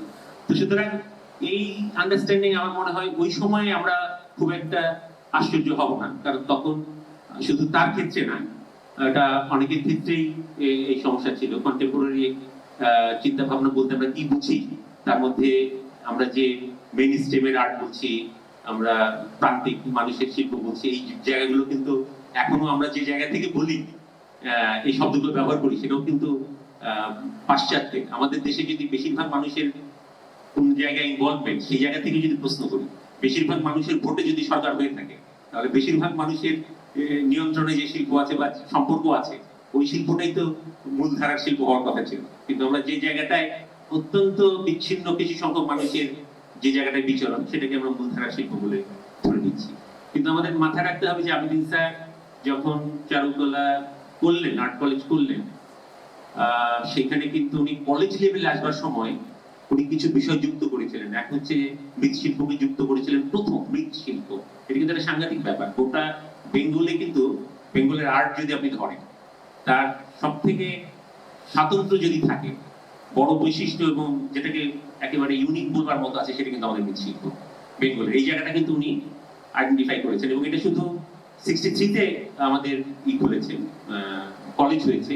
উনি 61-এ মৃৎশিল্প ডিপার্টমেন্ট শুরু করেছিলেন, এবং মৃৎশিল্পের কালেকশন কিন্তু উনি 50s থেকে, মানে একদম আর্লি 50s থেকে তিনি শুরু করেছেন সংগ্রহ করতে, পুতুল এই জিনিসগুলো। এবং তার নিজের কাজে উনি কিন্তু এই পুতুলগুলো থেকে উনি এলিমেন্ট নিচ্ছেন। এবং ওনার, কামরুল হাসানের, এদের আরেকটা জিনিস আমি দেখছি, যে আমরা যদি বলি যে আমাদের কন্টেম্পোরারি আর্ট এডুকেশনের মূল বৈশিষ্ট্য হচ্ছে সেকুলার এডুকেশন, আমরা যদি বলি যেখানে সব মানুষ আসতে পারে, আর এডুকেশনকে আমরা যদি বলি যেটাকে সর্বজনীন হতে হবে এডুকেশনকে, তাহলে আমাদের যে আর্টের এডুকেশন ছিল, ট্রেডিশনাল এডুকেশন, এটা কিন্তু সর্বজনীন ছিল না। এখানে কিন্তু সম্প্রদায় বিশেষের চর্চাই আমাদের দেশে ছিল। এবং এমনকি গভর্নমেন্ট আর্ট কলেজে অবনীন্দ্রনাথকে নেওয়ার পেছনে এটাও ছিল মাথায়, যে সাধারণত আমাদের সোসাইটিতে নিম্নবিত্ত মানুষ আর্টের সাথে যুক্ত। এরা কিন্তু সব শূদ্র, যত আর্ট আছে সব কিন্তু আর্টের চর্চা যারা করেন সব শূদ্র, এবং এটা নিম্নবিত্ত মানুষের, নিম্ন শ্রেণীর মানুষের, বিত্ত না, নিম্ন শ্রেণীর মানুষের। এবং সেখানে অবনীন্দ্রনাথকে এনে এই শ্রেণীগত যে একটা ছিল, যেমন আমাদের প্রথম দিকের ব্যানার্জি চ্যাটার্জিরা সব ডাক্তার হয়েছে বা উকিল হয়েছে, এটা মাথায় রাখতে হবে কিন্তু, যে যেগুলো ওদের এই টার্গেটটা কিন্তু সেটা ছিল। কিন্তু কেউই এই শূদ্রদের প্রফেশন তারা নেবে, চর্চা করবে, এটা কিন্তু ছিল না। সুতরাং এটা একটা সমস্ত সোসাইটির জন্য কিন্তু একটা বিরাট দৃষ্টান্ত ছিল, যে অবনীন্দ্রনাথকে নিয়ে আসা। এবং কোনো কোনো জায়গায় নাকি আলোচনাটা ছিল যে অবনীন্দ্রনাথের আসা কেন দরকার, এই বিষয়গুলো ছিল। আবেদিন স্যার কিন্তু মৃৎশিল্পটাকে নিল, এবং তারপরে ক্রাফট ডিপার্টমেন্ট তিনি খুললেন। তো এখানে কিন্তু মাথায় রাখতে হবে যে ক্রাফট, একদিকে আমরা art, college of art and craft করা হচ্ছে, মানে ক্রাফট রিলেটেড জিনিসগুলোকে আর্ট হিসেবে গণ্য করা হচ্ছে না। সেখানে তিনি ওই কলেজটাকে college of art and craft করলেন, যেটা পরে গভর্নমেন্ট আর্ট কলেজে তাই হচ্ছে, college of art and craft. এই নামটা হয়েছে, কিন্তু ক্রাফটে আমি তাকে গ্রাজুয়েশন দেবো এই চিন্তা কিন্তু ছিল না। এমনকি শান্তিনিকেতন এই গ্রাজুয়েশনটা শুরু করেছে 87 থেকে, ক্রাফটে গ্রাজুয়েশন। তারা পর্যন্ত ক্রাফটে গ্রাজুয়েশন ছিল না, কিন্তু আবেদিন স্যার কিন্তু তখন থেকে চিন্তা করছেন। সুতরাং আবেদিন স্যারের চিন্তার জায়গাটা কিন্তু অনেক বড় ছিল। উনি কি করলেন, উনি ব্রিটিশ স্কুল থেকে বেরোনোর জন্য উনি কিন্তু মানে ফিজিক্যালি বেরোনোর কথা কিন্তু চিন্তা করেন। উনি চিন্তা করেছেন যে এই যে দীর্ঘদিনের যে ট্রেডিশনটা আছে এইটাকে নিয়ে কি করে আগাতে হয়, যে কারণে উনি কিন্তু স্লেটে গেছিলেন, অর্থাৎ ব্রিটিশ একটা ইনস্টিটিউটে গেছিলেন, যে এই ব্যাকগ্রাউন্ড থেকে কি করে বেরোতে হবে বা কোথায় যেতে হবে, কিভাবে এগোতে হবে, এই জিনিসগুলো কিন্তু ওনার মাথায় ছিল। তো এবং একই সঙ্গে বলে রাখি যে কন্টেম্পোরারি আর্টের যত জায়গায় তিনি গেছেন সব জায়গায় গিয়ে কিন্তু তিনি তাদের টেক্সট গুলো কালেক্ট করার চেষ্টা করেছেন, লেখাগুলো সংগ্রহ করার চেষ্টা করেছেন। তিনি 58-এ সম্ভবত ভেনিস বিয়েনালে গিয়ে ওখানে একটা কনফারেন্স হয়েছিল, সেখান থেকে ওদের যে ওরা যে একটা কনভেনশনে যে একটা রিপোর্ট তৈরি করেছিল উনি কিন্তু সেটা কালেক্ট করে নিয়ে এসেছিলেন, এনে আমাদের আমরুল ইসলাম স্যার, কাইম স্যার, এদের সবাইকে তিনি সেটা দিয়েছিলেন। কিন্তু দুঃখজনক হচ্ছে প্রত্যেকে প্রশ্ন করেছে, তারা বলেছেন তারা পড়েননি। আমাদের কিন্তু এখানে একটা মজার ব্যাপার আছে কিন্তু, যে আমরা জানি যে এরা হচ্ছে আমাদের দেশে, মানে এটা অবশ্যই সত্য যে তারা হচ্ছে এই ইন্টেলেকচুয়াল জায়গায় যে প্র্যাকটিসটা সেটা কিন্তু তারা করেছেন, কিন্তু আবেদিন স্যারের সাথে পার্থক্যটা কোথায়? আবেদিন স্যার কিন্তু এখানে তাদেরকে দিচ্ছেন, উনি যাচ্ছেন মেক্সিকোতে, পুরো আমেরিকায় ঘুরতে যাচ্ছেন। উনি বারে বারে বলছেন যে আমি ডেভিড আলফ্রেডো সিকোরেসের সাথে দেখা করব। উনি তো আমেরিকা ইউএসএ তো যাবেন, ডিয়েগো রিভিরার সাথে দেখা করবেন না কেন? আলফ্রেডো সিকোরেস কিন্তু ওদের ম্যানিফেস্টো লিখেছেন, উনি গেছেন এবং এই ম্যানিফেস্টো কালেক্ট করে নিয়ে এসেছেন। তো সুতরাং এই জায়গায় কিন্তু আমি বলবো যে শান্তিনিকেতনের পরবর্তীকালে যারা চিন্তা করেছেন তাদের থেকে জেনারেল অনেকে অগ্রসর ছিলেন। এই চেতনাগুলো কিন্তু ওরা অনেক পরে জেনেছে। ওরা আমি বলবো যে 80s-এ এসে মাস্টার ডিগ্রি শুরু করার পরে ওরা জেনেছে যে এই ঘটনাগুলো ঘটছে ওখানে পাঠ্যপুস্তকে। তারা কিন্তু ঠিক সেইভাবে ছিল না এই ধরনের এই চিন্তাগুলো। মানে আমরা জানি স্টিল একটা বৃষ্কে দিয়ে এক্সপ্রেশনিজম পর্যন্ত পড়ানো হয়েছিল, কিন্তু সেগুলো তো বইপত্রে পাওয়া যায়। কন্টেম্পোরারি যে চিন্তাগুলো ঘটছে মেক্সিকান রিভলিউশনে বা ভেনিস বিয়েনালে কি ঘটছে, এই জিনিসগুলো জয়নুল আবেদিন কিন্তু সংগ্রহ করার চেষ্টা করেছিলেন। তো আমরা, আমার মনে হয় যে তাকে বুঝতে পারিনি আমরা, এবং বা আমাদের নিজেদের সীমাবদ্ধতা একটা ব্যাপার আছে সেইটা। তো শান্তিনিকেতনের আর্ট এডুকেশনে আমার যে শিক্ষাটা ছিল ওখানে, যে পরিমাণ আমি নিজে যতটুকু শিখতে পেরেছি, চারুকলে এসে কিন্তু আমি শুরুর দিকে আমার এরকমই ধারণা ছিল যে একজন মানুষ সে একটা রিয়েলিস্টিক ড্রয়িং করতে পারলো কি পারলো না, এটা দিয়ে নির্ধারিত হবে না সে ভালো আর্টিস্ট হবে কিনা। এটা দিয়ে নির্ধারণ করার যুগ শেষ। সেটা একটা রিয়েলিস্টিক কাজ করার জন্য সেটা দরকার ছিল, তার বাইরে কিন্তু আসলে দরকার নেই। আমি এখনো বিশ্বাস করি সেটা, যে লোক অ্যাবস্ট্রাক্ট পেইন্টিং করবে তার জন্য একটা ফিগার, হিউম্যান ফিগার ড্রয়িং করার দরকারটা কি, শেখার দরকারটা কি? এটা কিন্তু অনেকেরই ধারণা আছে না এটা শিখে করলে নাকি ভালো হয়, এরকম কথাবার্তা। এটা কিন্তু আমি বলছি যে এগুলো একেবারেই না। বা আমি আমার নিজের একটা নাইস কোয়ালিটি নিয়ে আমি কাজ করতে চাই, সেই কোয়ালিটি নিয়ে কাজ করে তো পৃথিবীতে এস্টাবলিশ বহু আর্টিস্ট, তারা তো মানে পিকাসোর চেয়ে কম আলোচিত হন না, এরকম আর্টিস্ট তো আছে। আমি একটা চাইল্ড আর্ট থেকে নিয়ে অনেকেই কাজ করছেন, সেটা আছে। এমনকি নিজে কিছু করেন না, একটা ফিল্ম মেকারের মতো অন্যের রেফারেন্স নিয়ে সেগুলো বসিয়ে বসিয়ে কাজ করছেন, কম্পোজ করছেন, সেরকমও তো আছে। তো সুতরাং আমার মনে হয় যে এই যে একটা বিরাট পরিধি তৈরি হয়েছে, শিল্পের পরিধি। সুব্রমণিয়ামের আরেকটা রেফারেন্স দিই, ওনার ইন্টারভিউতে উনি বলেছিলেন যে আসলে আমার পুরো শিক্ষকতা করার একটাই চেষ্টা ছিল শিল্পের পরিধিকে কত বিস্তৃত করা যায়। এই জন্য আর্টিস্ট হওয়ার চাইতে তিনি শিক্ষক হতে চেয়েছিলেন বেশি, কারণ আমি যখন আর্টিস্ট তখন আমার নিজের একটা ক্যারেক্টার, নিজের একটা লিমিটেশন আছে, সেখানে আমি থেকে কাজ করি, আমার নিজেকে প্রকাশ করা সেটা। কিন্তু আমার চিন্তা ভাবনা কিন্তু তা না। আমার চিন্তা ভাবনা কিন্তু আমি মামুনকে অ্যানালাইসিস করতে পারি, আমি হয়তো মলয়বালাকে অ্যানালাইসিস করতে পারি, আমি সাইফুল্লাহকে অ্যানালাইসিস করতে পারি, অসুবিধা তো নেই। কিন্তু সাইফুল্লাহ যেটা পারে সেটা আমি পারবো না, কিন্তু আমি সেটা ব্যাখ্যা করতে পারবো। তো সেইভাবে আমি যদি 10টা ছাত্র নিই, 20টা ছাত্র নিই, তাদের চিন্তা কিরকম, এবং তাদের চিন্তার কারণে আমি আরো অনেক যারা প্র্যাকটিসিং শিল্পী তাদের নিয়ে ভাবছি, তাদের চিন্তাগুলোর সাথে শেয়ার করছি, অ্যানালাইসিস করছি, এই জায়গাগুলো একটা শিক্ষকের কিন্তু সুবিধা আছে, যেটা আর্টিস্টের অনেক সময় ক্ষতিও করে। একজন আর্টিস্ট সে বায়াসড হয়ে দেখা যায় যে হয়তো অনেক আর্টিস্টই আছেন যে তার ভেতরে যে একটা অরিজিনালিটি ছিল সেটা হয়তো সে নষ্ট করে ফেলেছে সেটা। কিন্তু শিক্ষক হিসেবে কিন্তু এই জায়গাগুলোর সুযোগগুলো থাকে। তো নন্দলাল বসু যে জিনিসটা করতেন, যেটা রামকিঙ্কর সাথে অনেকে কিন্তু একটু দেখায় যে রামকিঙ্কর এবং বিনোদ বিহারীর সাথে নন্দলাল বসুর একটা দূরত্ব ছিল, কিন্তু সেই দূরত্ব কিন্তু শত্রুতার সম্পর্ক নয়। গভর্নমেন্ট আর্ট কলেজ, সেখানে যে আর্ট এডুকেশনটা ছিল, দীর্ঘদিন পর্যন্ত 94 বা এরকম সময় ওদের গ্রাজুয়েশন চালু হয়েছে, তার আগ পর্যন্ত থিওরিটিক্যাল সাবজেক্টই ছিল না ওদের। এবং ওরা বলে বেড়াতো যে পড়াশোনার কোনো দরকার নেই আর্টের। এবং শান্তিনিকেতনের কথা বলতো যে ওরা বলতে পারে ভালো, লিখতে পারে ভালো, কিন্তু ওরা আঁকতে পারে না ভালো। হ্যাঁ, ওদের ছবির মধ্যে ওরা ড্রয়িং জানে না, আঁকবে কি? অর্থাৎ ওই যে এই একাডেমিক, ইউরোপিয়ান একাডেমিক ড্রয়িং, ওটা না জানলে হবে না। তো এইরকম একটা বিষয় ছিল। এবং এরাই প্রচার করতো যে রামকিঙ্কর লেখাপড়া জানতেন না। মানে রামকিঙ্করের হয়তো সার্টিফিকেট নেই সেরকম, কিন্তু রামকিঙ্করের যে ইন্টারভিউ আছে আমরা পরবর্তীকালে দেখলাম কন্টেম্পোরারি আর্ট নিয়ে, ইউরোপের বিভিন্ন মুভমেন্ট গুলো নিয়ে, সেটা ভাবা যায় না যে সে কি লেভেলে পড়াশোনা করতেন। এবং ওখানে গিয়ে জানলাম যে সে ইংরেজি নাটকগুলো রামকিঙ্কর ডিরেকশন দিতেন। সেই নাটক এবং ইংলিশ ডিপার্টমেন্টে একজন অধ্যাপক এসে হঠাৎ করে কলা ভবনের এরকম একটা লোক লুঙ্গি পড়া, সেখানে ওটা ডিরেকশন দিচ্ছে, এটা বলে তাকে রাতারাতি পালাতে হয়েছিল চাকরি ছেড়ে। গোটা শান্তিনিকেতনের লোক এত রেসপেক্ট করতেন পণ্ডিত লোকেরা রামকিঙ্করকে। সুতরাং রামকিঙ্করের যে আন্ডারস্ট্যান্ডিং, ওর ছবির মধ্যে যে আমরা একটা সাংঘাতিক ভাবে কন্টেম্পোরারি একটা চেহারা দেখি, এর কারণটা হচ্ছে যে ব্যক্তি তিনি খুব কন্টেম্পোরারি হয়ে উঠেছিলেন এই চর্চার মধ্যে দিয়ে।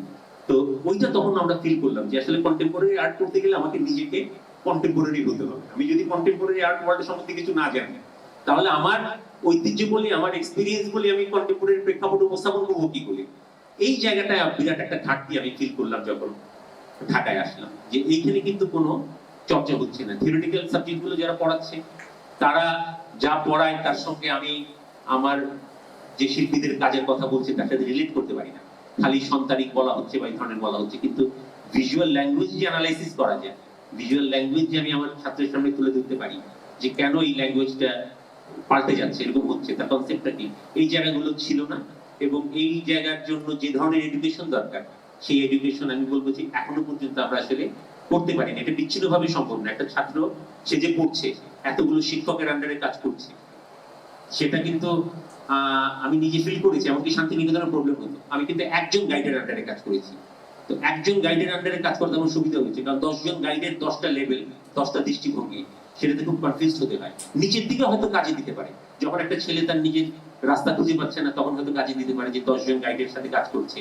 বা যে জিনিসটা আমরা এখন শুরু করেছি, মানে সিলেবাসে অন্তর্ভুক্ত করেছি, কিন্তু আমরা এখনো চালু করতে পারিনি, ইমপ্লিমেন্ট করতে হয়তো সময় লাগবে, সেটা হচ্ছে প্র্যাকটিসিং আর্টিস্টদের সাথে প্রতিনিয়ত ক্লাসের মতো করে একটা ইন্টারাকশনে আসে। এটা কিন্তু আমরা নতুন সিলেবাসে এটা ইনক্লুড করেছি।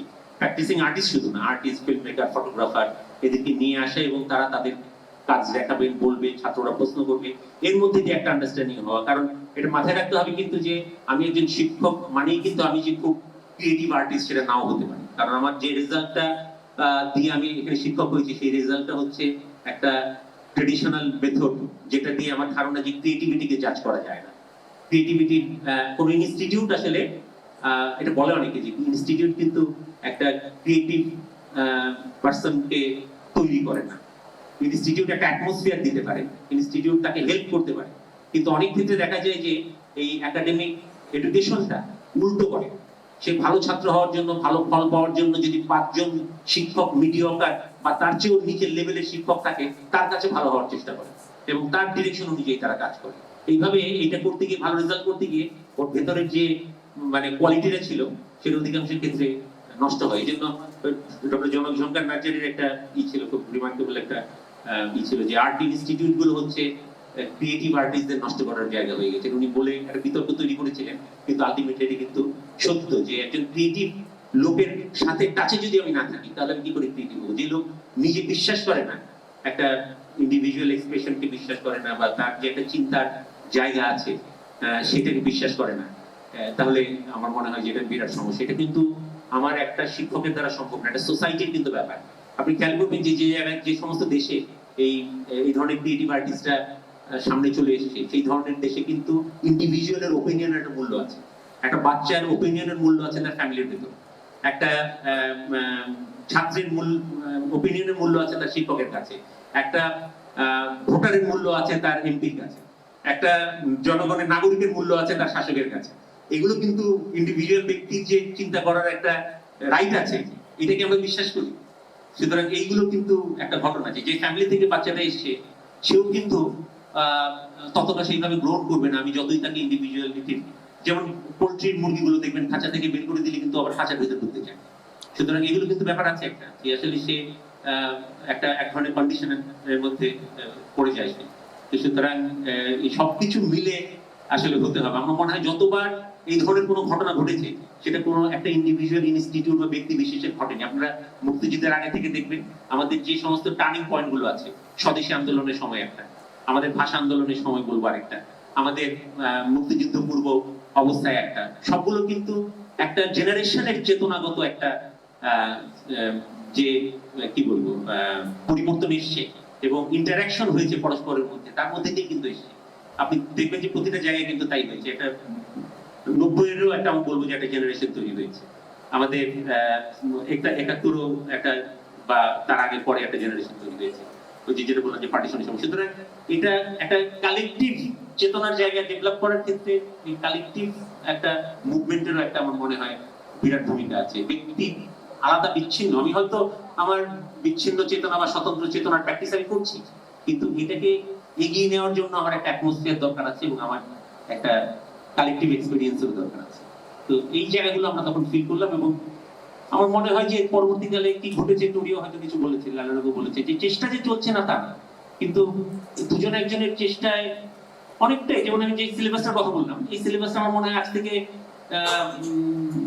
2 বছর আগে করা সম্ভব ছিল না, কারণ এর মধ্যে আমাদের একটা সেলফ অ্যাসেসমেন্টের একটা প্রজেক্ট আছে।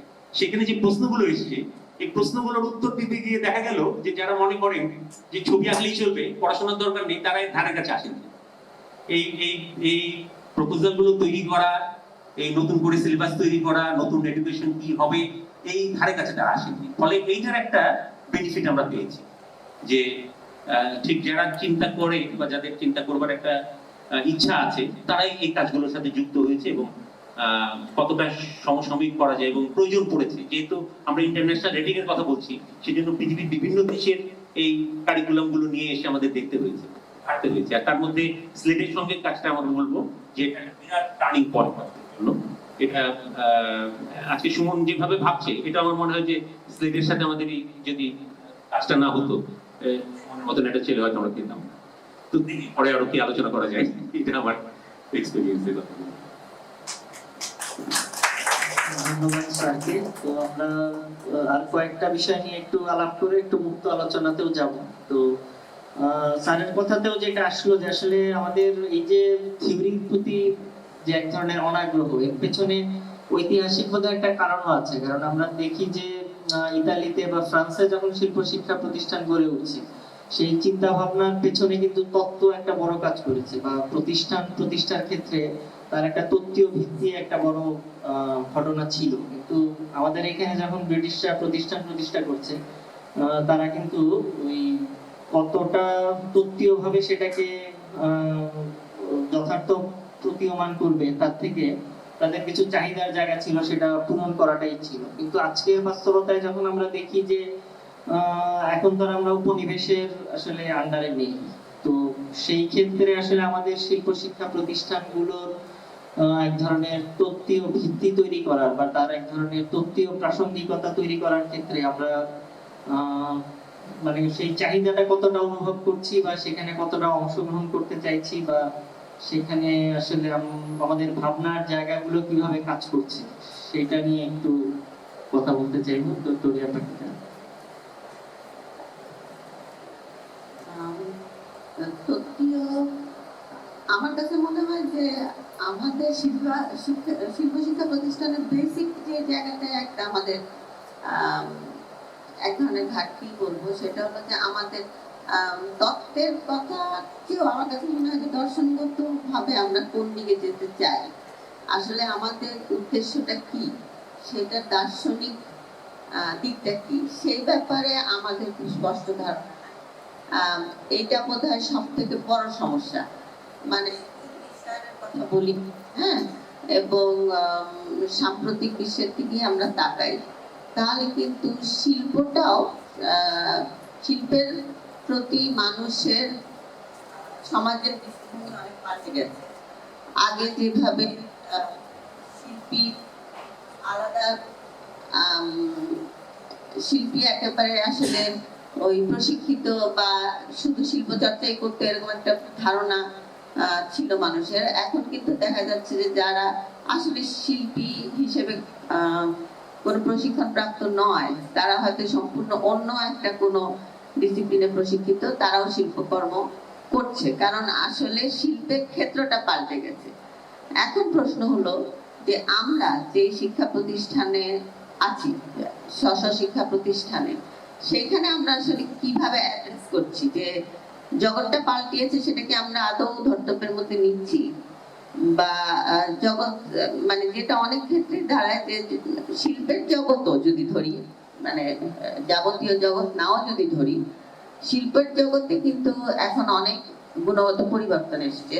তো সেখানে প্রফেশনাল আর্টিস্ট বলতে যা বোঝায়, সেই শিল্পী তার অনেক রকমের ক্যাপাবিলিটিস থাকতে হবে এই শিল্প জগতে টিকে থাকার জন্য।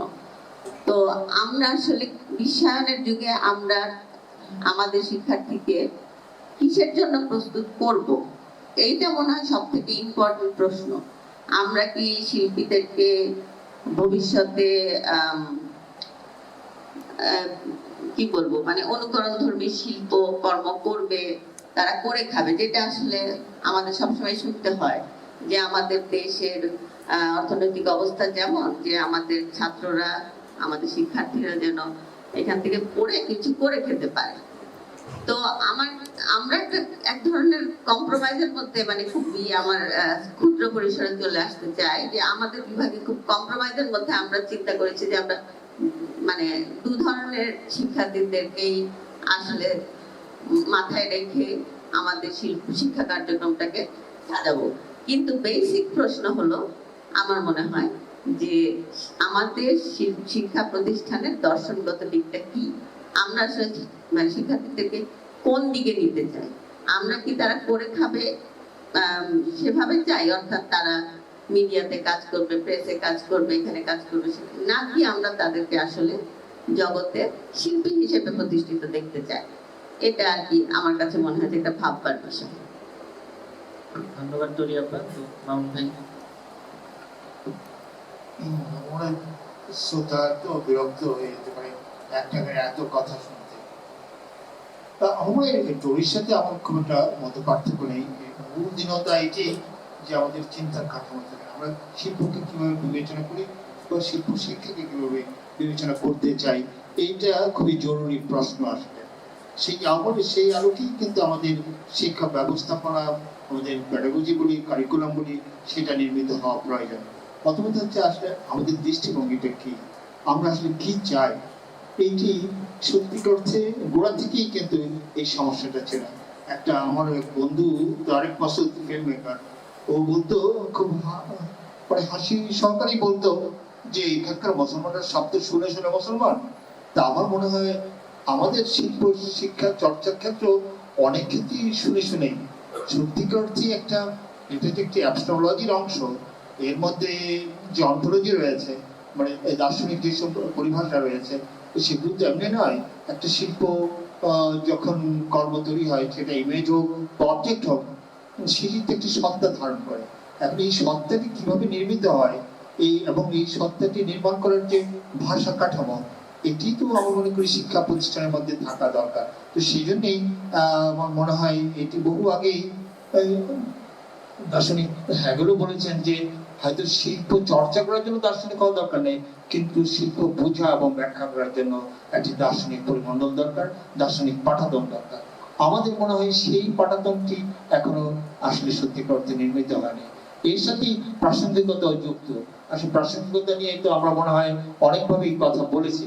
প্রাসঙ্গিকতা এই অর্থে যে এই যে বিশ্বাস, অনেকে বলে যে আমরা তো এখন আর উপনিবেশিক, বাস্তবতা নেই। এটি যেমন সত্যি, আবার অন্যদিকে এটিও সত্যি আমরা আগের শারীরিক উপনিবেশ যারা শক্তি ছিল তাদের উপস্থিতির চেয়ে বর্তমানে আমাদের মনস্তত্ত্ব, আমাদের মন মানচিত্র অনেক বেশি উপনিবেশিক আমার মনে হয়। সেই জায়গা থেকে এই জটিল এক বিশ্বায়নের পরিস্থিতিকে আমরা কিভাবে মোকাবেলা করতে পারি, যদি সত্যিকার অর্থে আমাদের এই এখানকার সত্তার সাথে আমাদের সম্পর্ক স্থাপন করতে হয়, আমাদের শিক্ষা ব্যবস্থার সম্পর্ক স্থাপন করতে হয়, তাহলে আমাদের সেরকম একটি দার্শনিক পাঠাতন দরকার। যেটি ছাড়া সত্যিকার অর্থেই আমরা বেশি দূর যেতে পারবো বলে আমার মনে হয় না। আর নয়, আমাদেরকে সবসময় সেই ছায়াতলেই থাকতে হবে কিংবা কাউকে অনুসরণ করেই চলতে হবে। এখন আমরা কি সেরকম একটি শিক্ষা ব্যবস্থার মধ্যে যাব? এবং কি আমরা যে জাতিগতভাবে যে উন্নয়নের কথা বলি, আসলে একটি উন্নয়নও কিন্তু একটি সৃজনশীল পাঠাতন যদি সত্যিকার অর্থে নির্মিত না হয়, তাহলে সেই উন্নয়নও কিন্তু দীর্ঘায়িত হবে না, মানে স্থায়িত্ব পাবে না। ফলে এই জায়গা থেকে এই শিক্ষা ব্যবস্থাপনাটাকে আমাদের পুরো জীবনযাপন, আমাদের সামাজিক জীবনের সাথে সম্পর্ক স্থাপন করে একটা প্রাসঙ্গিক পাঠাতন নির্মাণ করা আমি মনে করি খুবই জরুরি হয়ে পড়েছে। যেমন আজকের যে আলোচনা হচ্ছে এর মধ্যে দিয়ে হয়তো একটি সূত্রপাত হয়েছে, কিন্তু আমরা দেখবেন চারুকলা শিক্ষার যে এত প্রসার বিস্তৃতি লাভ করেছে, কিন্তু সত্যিকার অর্থে কোথায় কিভাবে বিস্তৃতি লাভ করেছে, নাকি সবই একটা মেকানিক্যাল রিপ্রোডাকশনের মতো এক একটা জায়গা থেকে শুধু অনুকরণ করা হচ্ছে। কিছু ব্যক্তি হয়তো চাকরি পেয়েছে, কিছু ছাত্র পড়ার সুযোগ পেয়েছে, কিন্তু মূলত প্রশ্নটি হচ্ছে এই শিক্ষা ব্যবস্থাপনা আসলে কতটা আমাদের জন্য প্রাসঙ্গিক, সেই যে বড় প্রশ্ন। ধন্যবাদ মোহন ভাই। টুরিয়াপার ওই প্রশ্নটা ধরেই আমি রিসার্চ স্যারের কাছে আসলে যেতে চাই, কারণ আমরা একটু মুক্ত আলোচনাতেও যাব যে মানে আসলেই সেই আদর্শগত জায়গা থেকে আমরা কি ভাবতে চাইছি বা ভাবলেও সেটা যেমন আমার যতটা জানা যে আসলে চারুকলায় যখন খুব গুরুত্বপূর্ণ কোনো সিদ্ধান্ত হয় সেটা বোধহয় ফ্যাকাল্টি মিটিং এর মাধ্যমেই হয়। তো সেই ফ্যাকাল্টি মিটিং গুলো যখন হয় এই বিষয়গুলো নিয়ে আসলে আমাদের সিনিয়র শিক্ষক যারা আছেন তারা আলাপ করেন কিনা, বা আসলে কতটা কনসার্ন থাকেন বা তাদের কি ভাবনা সেটা একটু। আমার মনে হয় যে এই অতি সম্প্রতি যে নতুন আমাদের কোর্স কারিকুলাম গুলো বলবো, এইটা নিয়ে আমরা আবার কম্বাইন্ডলি একটা ওয়ার্কশপ করে আলোচনা করে একটা এক ধরনের সমন্বয়ের একটা প্রচেষ্টা থাকবে। কারণ খুব বেশি পার্থক্য হয়ে গেলে ডিপার্টমেন্টের পড়ানোর ধরন বা দর্শন, তাহলে একটা সমস্যা হতে হবে, একটা রিলেশন রেখেই যেতে হবে। এবং আমি যেহেতু ডিন, সব ডিপার্টমেন্টেরই উপরে আমার একটা দায়িত্ব আছে।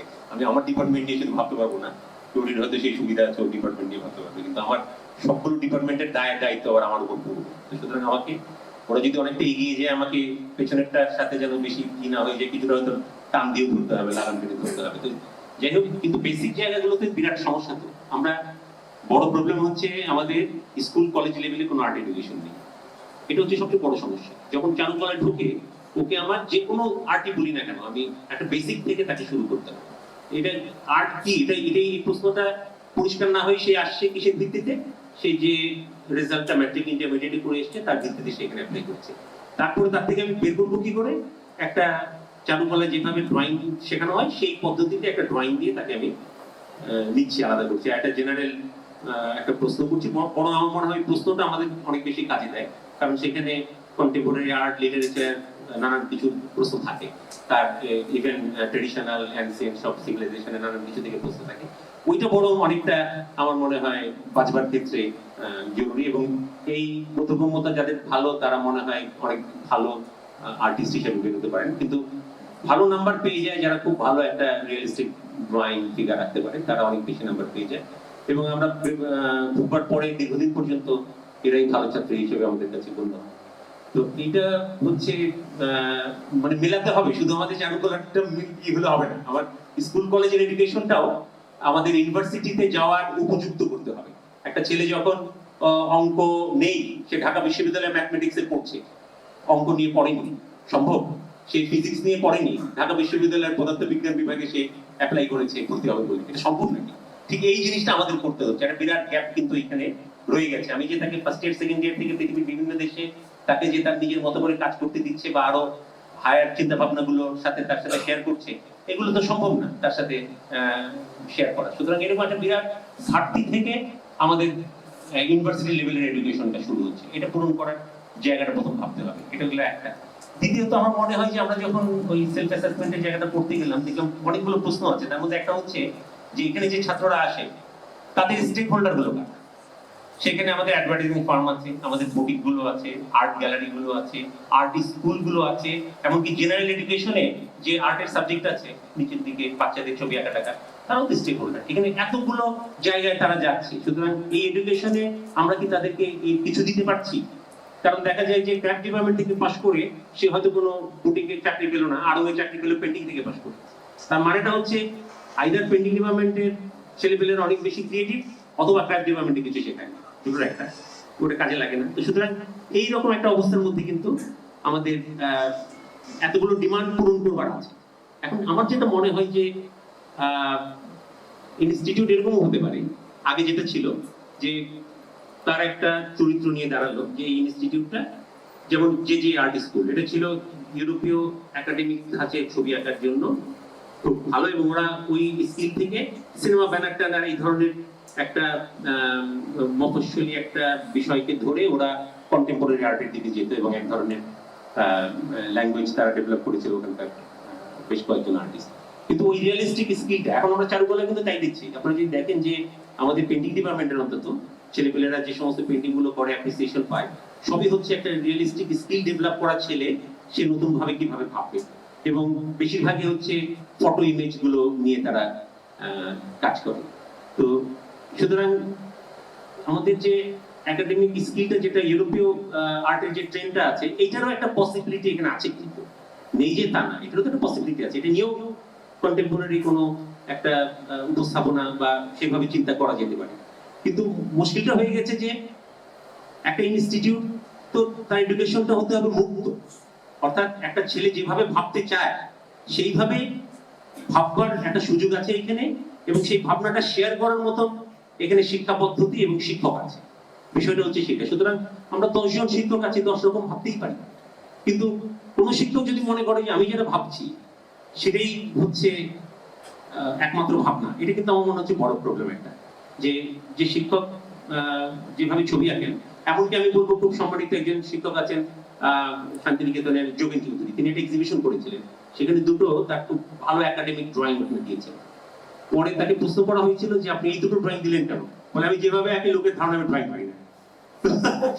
এখন এই যে ভাবনাটা, এই ভাবনাগুলো বলছি যে ভাবনাগুলো কিন্তু ঘাটতিপূর্ণ ভাবনা। হ্যাঁ, ওই যে ড্রয়িং কথা বলা হচ্ছে, আমি ড্রয়িং চর্চা করি, রবীন্দ্রনাথকে কি বলবো? রবীন্দ্রনাথ কি সেটা পারতো নাকি? পারতো না তো। অনেক আর্টিস্ট আছে পৃথিবীতে হয়তো সেটা পারবে না, বা তার পারবার দরকারও নেই। কিন্তু এই যে নানাভাবে ভাবা যেতে পারে, নানান ভাবে আঁকা যেতে পারে, এরকম একটা মুক্ত অ্যাটমসফিয়ার দরকার আছে, এবং এটা অ্যাপ্রিশিয়েট করার মতো বাকি জায়গাগুলোরও দরকার আছে। আপনি ধরুন আরো বলছি যে এখানে যে ডিজাইনাররা যাচ্ছে ওরা কি করে? ওই ইন্দোনেশিয়া, ব্যাংকক, ফিলিপাইন, ইন্ডিয়া, এখান থেকে কতগুলো বই এনে দেয়, বলে এগুলো ধরে ধরে করো। ডেভেলপ করে না কিন্তু নিজেরা ডিজাইন। এটা কিন্তু মাথায় রাখতে হবে। কন্টেম্পোরারি আর্টের চর্চা আমাদের এখানে এই চলছে, পুরো আর্টের চর্চা এইভাবে চলছে। তো সুতরাং এই যে জায়গাগুলো, এই জায়গাগুলো আমার মনে হয় ভাবতে হবে। মানে আমি একটা ফিলোসফিটা যদি এটাও হয়, যেমন আমি নিজে হঠাৎ করে খেয়াল করলাম যে ছেলেপেলেরা, আমি মাঝখানে কিছুদিন ইন্ডিয়া ছিলাম, তারপরে 90-এর দশকের কথা, ফিরে এসে দেখলাম যে ছাত্রগুলোকে ফার্স্ট ইয়ার সেকেন্ড ইয়ার ভালো মনে হতো, খুব ক্রিয়েটিভ মনে হতো। যে ফিরোজদের ইয়ারটা, এখন যে ফিরোজ, ওদের সম্বন্ধে বলা হয় যে আমাদের সিনিয়র স্যাররা বলছেন যে ওরা ক্লাস করে, ক্লাসে আসে। আর আমার ধারণা ছিল যে ওরা খুব ভালো করবে। তো আমি গিয়ে আমি বললাম যে স্যার আমি ওদের একটা ক্লাস নেই, স্টিল লাইফের ক্লাস নিতে গেলাম। ওরা আসে না, প্রথম দিন একজন এলো, দুজন এলো, তারপর সবাইকে বললাম যে আমি কোনো ক্লাস নিব না, তোমরা আসো, কথা বলবো। আমার প্রথমে মাথায় ঢুকলো যে স্টিল লাইফটা তারা করছে, স্টিল লাইফের সাথে ওদের কি সম্পর্ক? কি সম্পর্ক? একটা বোতল দিচ্ছে, তার পেছনে একটা র্যাপার দিচ্ছে, একটা আপেল দিচ্ছে, এটার সাথে ওর অভিজ্ঞতার, ওর বাস্তবতার, মানে কনসেপচুয়ালি যে কোনো ভাবে বলি না কেন, কি সম্পর্ক? কোনো সম্পর্কই নেই। ওদেরকে আমি বললাম যে তোমরা এক কাজ করো, তোমরা মোল্লার দোকানে গিয়ে সবাই মিলে খাও, খেয়ে দিয়ে যা খাবে পুরো অ্যারেঞ্জমেন্টে নিয়ে আসো এখানে। তারপর ওরা একটা ট্রে, সেই ট্রের মধ্যে কি কি সব খেয়েছিল, কেক টেক, বিস্কিট টিস্কিট, সেগুলো মিলে টিলে, পানি টানি সব ওখানে থাকলো, এবং প্রতিটা ছেলে অসাধারণ কাজ করলো, ইনভলভমেন্ট থেকে শুরু করে, এবং অনেক কিছু ওরা অ্যাড করলো নিজেরা। আমার কাছে তখন মনে হয়েছে যে বেসিক এডুকেশনটা যেটাই থাকুক না কেন, এটা যদি তার সাথে একটা সম্পর্ক তৈরি করে দেওয়া যায়, এবং এটা প্রশ্ন করে যদি যে আমি কেন করছি এটা, এই প্রশ্নের উত্তরটা আসলে ওরা পেবে, আর কিছু না। যাই শেখাই না কেন, প্রথম যদি প্রশ্ন হয়ে যায় আমি এটা কেন শিখবো, ছেলেরা এই প্রশ্নটা করে না। এবং যদি প্রশ্ন করে, শিক্ষকরা বলে এত কথা বলার দরকার নেই, কাজ করো, যা দিলাম সেটা করো। সমস্যা কিন্তু ওখানে যে অনেকভাবে ভাবতে পারি, অনেকভাবে অনেক শিক্ষক শেখাতে পারেন, কিন্তু যিনি শেখাবেন, তিনি যেটা শেখাবেন সেটা সম্বন্ধে তিনি নিজে জানেন, কেন শেখানো হচ্ছে, এই প্রশ্নের উত্তর তাকে দিতে হবে, যেটা কেন জরুরি শেখানোটা। তো সেইভাবে আমার মনে হয় যে যে অবস্থা আছে তার মধ্যে অনেকটা আমরা এগিয়ে যেতে পারি, এবং অনেক এই প্রশ্নের মধ্যে দিয়ে যদি একটা ছাত্র আসে কাজ করে, তাহলে তার কাজের মধ্যেও অনেক প্রশ্নের উত্তর পাওয়া যাবে এবং অনেক আমার মনে হয় যে সমস্যার সমাধান হবে বা প্রপার চর্চাটা শুরু হবে। শুধু যদি প্রশ্ন করে যে তুমি কেন এই জিনিসটা করলে, শুধু যদি বলা হয় যে না যেটা ভালো লাগলো আমি করলাম, আপনার ভালো লাগলে দেখেন, না ভালো লাগলে চলে যান, বলে আর্টিস্ট এখন ওই কথা, তো সেরকম হলে বিপদ হবে। ধন্যবাদ স্যারকে। তো আমাদের মনে হয় একটু মুক্ত আলোচনায় চলে যাই আমরা। তো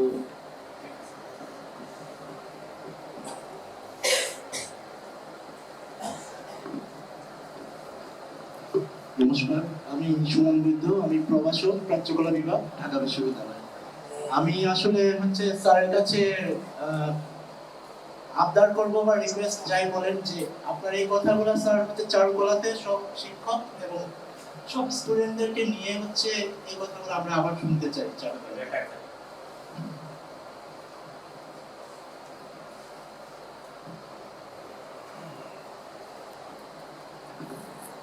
আমাদের চারুকলার সব বিখ্যাত শিল্পীরা হচ্ছেন বা শিক্ষকরা হচ্ছেন তারাই যাদের বাজারে প্রচুর ছবির দাম অনেক এবং বিক্রি হয়। তারা কিন্তু ভালো আর্টিস্ট এবং সবাই তাদেরকে ফলো করে এবং তাদের কথা আমাদের ইয়াং টিচাররাও সবাই অনেক গুরুত্ব দিয়ে শোনে। কারণ যারা এই মার্কেট পায়নি বা গাড়ি বাড়ি করতে পারেনি তারা কিন্তু এই লাইনে সাকসেসফুল না, তো সুতরাং তাদের কথা কম শোনে। আমি একটা উদাহরণ দিচ্ছি, আমাদের ডিউক নাসিমুল কবির ডিউক, ওরা একটা ডিসিশন নিল যে চারুকলায়, আমার মনে হয় তার মধ্যে এও ছিল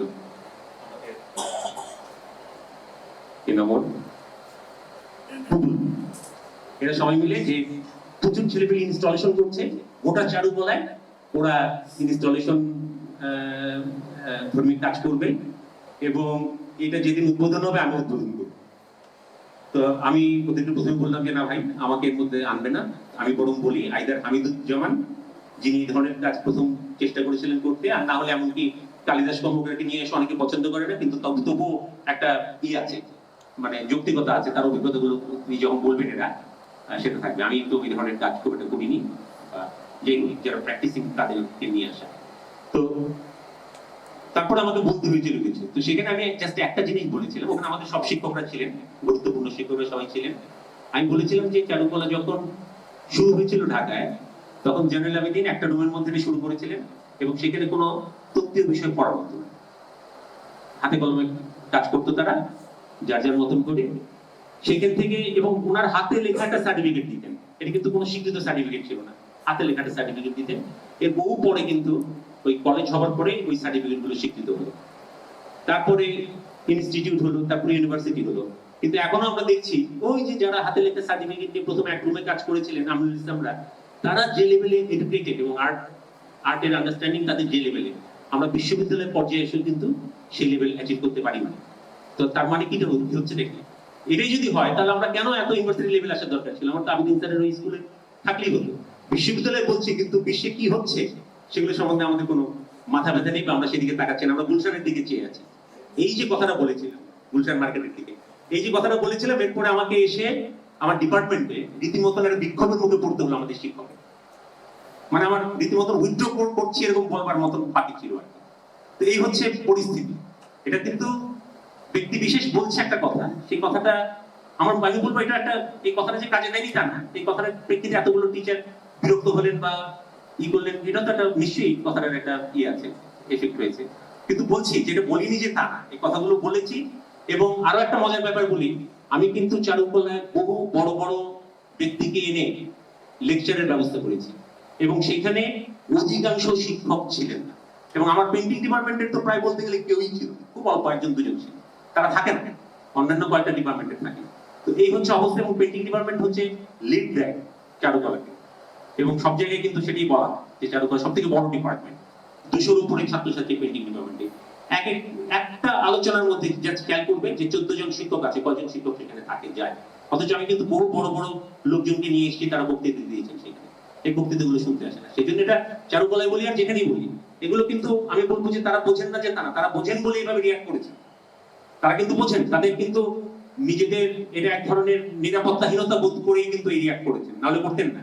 এটা যদি কোনো কাজে না দিত বা এটা সত্য না থাকতো এর মধ্যে, তাহলে এটাকে উড়িয়ে দিতেন যে কে কি বললো এটা। আমি আসলে আমি ক্লাস নিচ্ছি স্টুডেন্টদের, আমার অভিজ্ঞতা থেকে বলছি যে কিছু কিছু জায়গায় দেখা গেল আমরা হচ্ছে নতুন করে কিছু চেঞ্জ মানে চিন্তা করছি যে স্টুডেন্টরা এইভাবে কাজ করবে, দেখা গেল কোনোভাবে সেটা করতে দেওয়া হয় না বা কি দরকার, হয়তো এখানে প্রেশার পড়ে বেশি, টিচারদের খাটতে হবে বেশি, এরকম কিছু প্রবলেম থাকে। হয়তো সিনিয়র টিচাররাও এরকম ভাবেন যে এত সময় দেওয়া যাবে না বা এরকম হচ্ছে এটা মানে আগের মাতার আমলের যে সিস্টেমটা আছে সেইভাবেই চলুক না, আমরা তো এইভাবেই ক্লাস করছি, এইভাবেই এই ধরনের কিছু প্রবলেম থাকে। বাস্তবতা তো ভিন্ন। বাস্তবতা হচ্ছে আমি নতুন করে কিছু করতে গেলে আমাকে তো ভাবতে হবে, আমাকে সময় দিতে হবে, আমাকে ইনভলভ হতে হবে। এখন তো ইনভলভ না হয়ে কিছু না করেও কিন্তু চলছে না, তো সেরকমই একটা বিষয়। এই জন্য কেউ হয়তো ইনভলভ হতে চায় না, কিন্তু ভাবলে যে তারা ভাবতে পারবেন না বিষয়টা কিন্তু তা না, তাদেরও ভাবনার নিশ্চয়ই একটা পর্যায়ে পৌঁছতে পারবেন।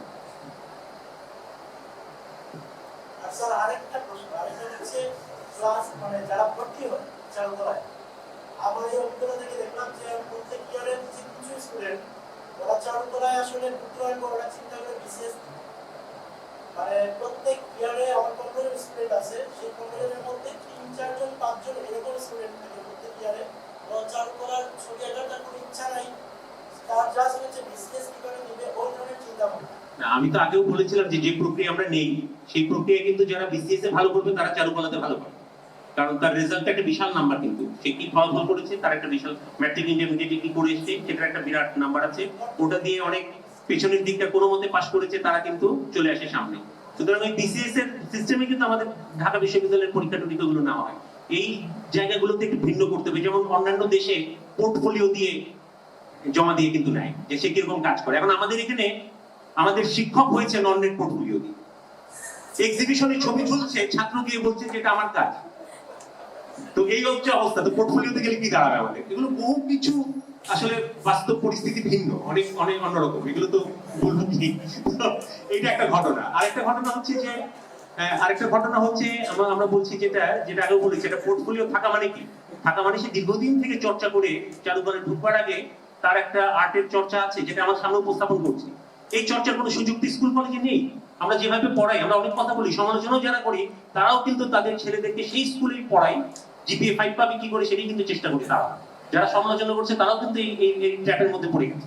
সুতরাং ছেলের কোনো সময় নেই যে সে চারুকলা আসবার জন্য একটা পোর্টফোলিও তৈরি করে রাখতে পারে। আর একটা বিষয় হচ্ছে বিশ্ববিদ্যালয়ে যেটা করা হয়েছে যে 1 বছরে যে পরীক্ষা দিল সে পরের বছর পরীক্ষা দিতে পারবে না।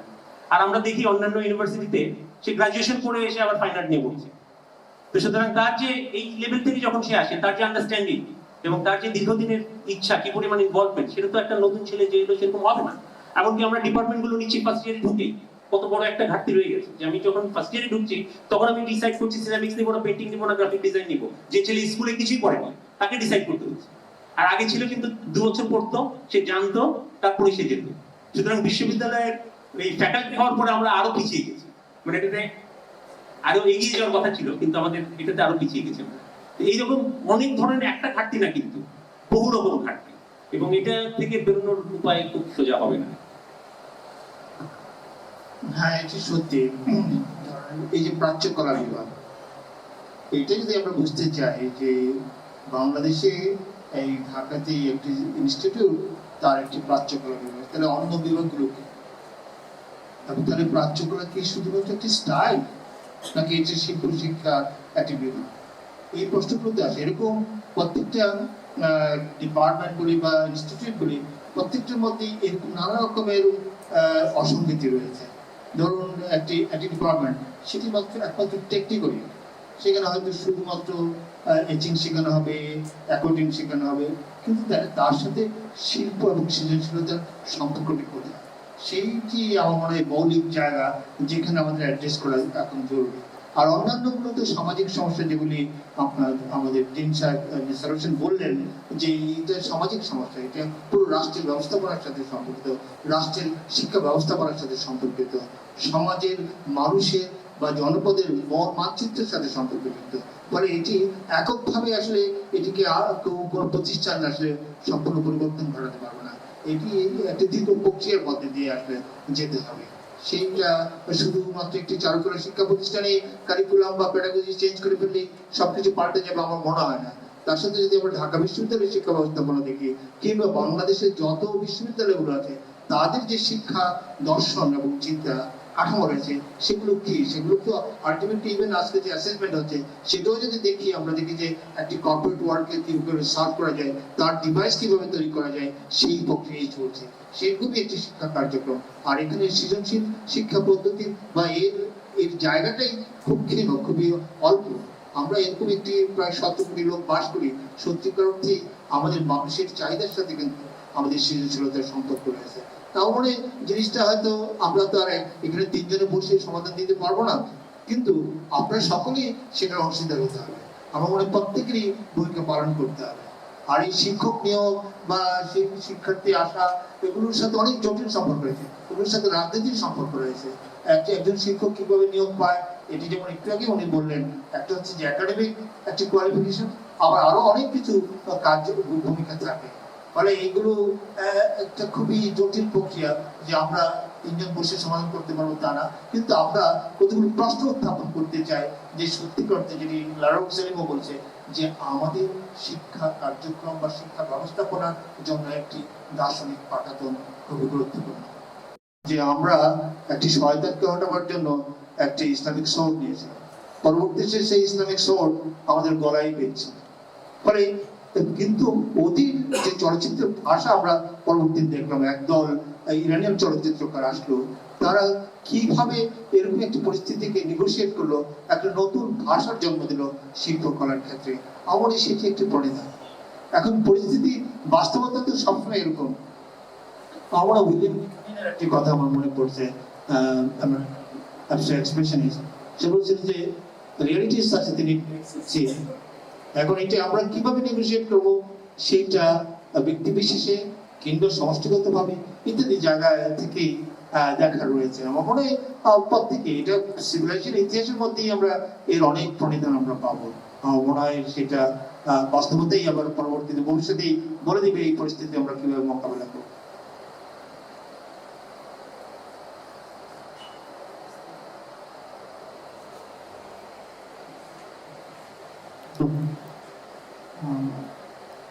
স্যারের কথা শুনেই মানে কিছু চিন্তা মাথায় এলো,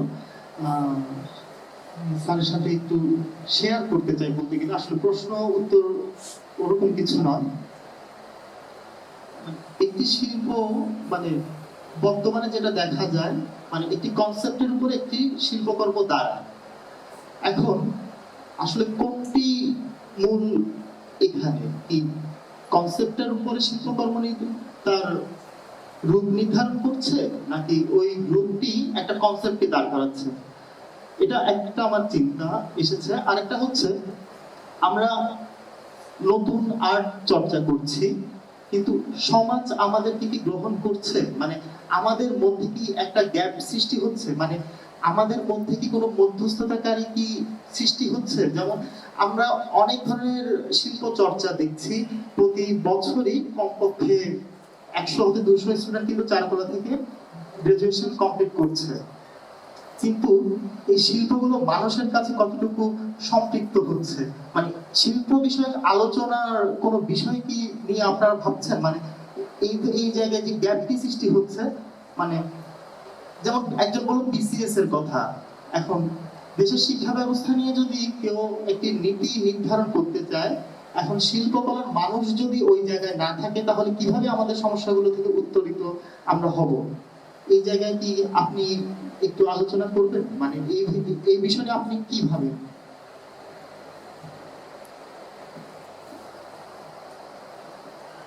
আমাদের তো মানে আমরা যে জাতি, বাঙালি জাতি, এই জাতি সকালবেলা ঘুম থেকে উঠে মাটিতে আলপনা দেওয়ার জাতি, প্রত্যেক ঘরে ঘরে এই কিন্তু ছিল না।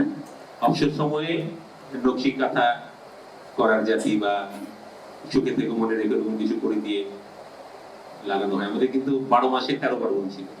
সুতরাং শিল্পকলা, শিল্প সংস্কৃতির চর্চার মধ্যে দিয়ে বিকশিত হওয়া একটা জাতি, বা এটা এরকম একটা ছিল। কিন্তু যে জায়গাটা সমস্যাটা হয়ে গেছে যখন এটা প্রফেশন হিসেবে এসে, আর্টের কিন্তু বড় সমস্যা কিন্তু এইখানে, যখন প্রফেশন হয় তখন কিন্তু যে ক্লায়েন্ট, আমার কাস্টমারটা ডিমান্ড সার্ভ করতে হয়, যে সে কি চাইছে, এবং সেগুলোর মধ্যে আবার নানা লেভেলের ক্লায়েন্ট আছে। কেউ একটু হয়তো ক্লাসিক্যাল পছন্দ করে, কেউ হয়তো মমতাজের গান পছন্দ করে, নানা রকম। এখন সেইভাবে মিলিয়ে টিলিয়ে এখন নানা ধরনের মিউজিকও যারা আছে তারা এগুলো সব মিলিয়ে সব ধরনের ক্লায়েন্টকে ধরার কিন্তু একটা প্রবণতা আছে। তো সুতরাং এই প্রবলেমটা ওইখানে, যেখানে এই সমস্যাটা ছিলই না। আমাদের যখন লোকশিল্পে ওই যে আলপনাটা যেটা দিত, প্রত্যেকটা মানুষ যখন আলপনা দেয়, ওটা ব্রতের আলপনা বেসিক্যালি, যেটা কিছু কামনা করে সকালে বিকেলে এবং অসংখ্য ব্রত, কিন্তু যে দিচ্ছে সে জানে সে কি করছে, কেন করছে। কিন্তু যে মুহূর্তে কিছু কিছু আর্টের জিনিস এই মানে মার্কেটে ঢুকলো এবং প্রচুর ইনকাম করা শুরু করলো, যেমন সরা নিয়ে আমি কাজ করেছিল কি সরা, এখন দেখলাম যে ঢাকার একটা সরা যেটা ঢাকায় ব্যবহার হয় এটা তৈরি হচ্ছে ফরিদপুর, ওরা ঢাকার মার্কেট ধরছে, ওখানে বসে তৈরি করছে। ওকে জিজ্ঞেস করলাম এটা কেন দেওয়া হয়, ও জানে না। ও কিন্তু ট্রেডিশনাল ফ্যামিলি, কিন্তু ও আর জানে না। ওর এখন লক্ষ্য হচ্ছে চাহিদা মেটানো, ওখানে এটা দরকার, আমি ওটা সার্ভ করছি। এবার শিল্পটাকে আমি কিভাবে নিচ্ছি, আমি কি আমার সোর্স অফ ইনকাম হিসেবে নিব? আমার যদি সোর্স অফ ইনকাম হিসেবে নিতে হয় সার্ভাইভ করবার জন্য, যদি আমি এটা নিয়ে করি, বাইরে কিন্তু অনেকে তার কম্প্রোমাইজ না করবার জন্য অন্য প্রফেশনে কাজ করে, নানা রকম দোকানে কাজ করে, আর ছবি আঁকে এই জায়গাটা কম্প্রোমাইজ করতে চায় না, এটা নিয়ে চলবে। এখন আমি যদি মনে করি যে আমি একটা ইনস্টিটিউটে পড়েছি আর 10টা ছেলে ইনস্টিটিউটে পড়ে একটা প্রফেশনাল একটা কেরিয়ার তৈরি করেছে, আমি সেটা তৈরি করবো, তাহলে আমাকে ওই টার্গেটটা ধরতে হবে যে কার কাছে আমি যেতে চাই। এটা যদি আমি আম জনতার কাছে যেতে চাই একরকম, এটা যদি আমি একটু শিক্ষিত লোকের কাছে যেতে চাই একরকম, এটা যদি ব্যবসায়ীদের কাছে যেতে চাই একরকম। এটা সেইভাবে আসলে সেট হবে। প্রত্যেক পর্যায়ের লোকেদের নিজের এক ধরনের পারসেপশন আছে আর্ট সম্বন্ধে, এবং তার সাথে তাদের সম্পর্কটা সেই রকম। যেমন আমাদের এখানে ইস্ট বার্লিনে সেই ব্রেকট ইনস্টিটিউটের একটা একজন পরিচালক এসেছিলেন অনেক আগে, এটা প্রায় 80s এর শেষের দিকে মনে হয়। তো উনি বলে গেছিলেন যে পৃথিবীর শ্রেষ্ঠ দর্শক হচ্ছে বাংলাদেশে যারা গ্রামে যাত্রা দেখে তারা। এরা হচ্ছে মানে শিল্প কি এটা তাদের মধ্যে কেউ ভালো বোঝে না। উনি ব্যাখ্যা দিয়েছিলেন এইভাবে যে আর্ট তো আসলে রিয়ালিটিতে যেটা ঘটছে, ওই একটা রিয়াল কিছু সামনে ঘটে তো আর্ট না, তাই তো? মানে আমার সামনে একটা লোক তাকে খুন করা হলো, এই যে খুনের দৃশ্যটা আমি দেখলাম, এটা তো কোনো ড্রামা দেখলাম না, তাই তো? এটা কিন্তু ড্রামা দেখলাম, ড্রামা কিন্তু একটা দ্বিতীয় পর্যায়ের আরেকটা জিনিস, যেখানে ঘটনা, দর্শক এবং নাট্যকারের মধ্যে একটা নির্দিষ্ট দূরত্ব কিন্তু থাকবে। একেবারে একাকার হয়ে গেলে কিন্তু ওই বাস্তবের যে ঘটনাটা ঘটে যাবে সেরকম হয়ে যাবে, তখন আর থাকবে না।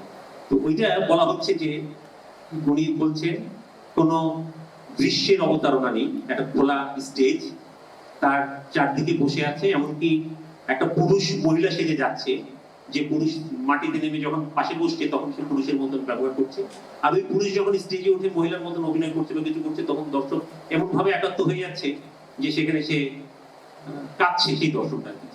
ওই লোকটাকে দেখি মানে সবকিছু জেনে, যেটা একটা কৃত্রিম আয়োজন, তারপরে সে ইনভলভ হচ্ছে। তো এই লেভেলে হচ্ছে আমাদের যারা গ্রামের দর্শক। আর শহরের দর্শকের কথা বলি, আমার এক বন্ধু শিক্ষিত, উচ্চ শিক্ষিত, সে আমাকে বলছে তুই এই ছবিটার মধ্যে বোতলের পাশে এই আপেলটা দিয়ে কি বোঝাতে চেয়েছিস, আমাকে প্রশ্ন করছে। বা কেন এটার এই গালের দিকে লাল রং দিলি, সবুজ রং দিলি, কিন্তু রিক্সা পেন্টিং এর মধ্যে কিন্তু হরতম, এদিকে সবুজ দিচ্ছে, এদিকে লাল দিচ্ছে, গোলাপি রং দিচ্ছে। প্রশ্ন করে না, কিন্তু রঙের মধ্যে দিয়ে দেখে, রঙের ল্যাঙ্গুয়েজটা তারা খুব ভালো বোঝে সাধারণ মানুষ। সুতরাং এটা বলা মুশকিল যে আমরা আমাদের দেশের মানুষ কিন্তু যদি প্রকৃত অর্থে ভিক্টোরিয়ান ল্যাঙ্গুয়েজ বলি, এবং সেখানে যদি সেই আমাদের ক্লি ক্যান্ডেডিস্কিরা যেটা খুঁজে পেল যে লাইন, কালার, ফর্ম, এই জিনিসগুলো পিওর ল্যাঙ্গুয়েজ, সেটা দিয়ে তো আমাদের সমস্ত কিছুই হচ্ছে, সমস্ত প্রপার্টি তো সেটার মধ্যে দিয়ে হচ্ছে।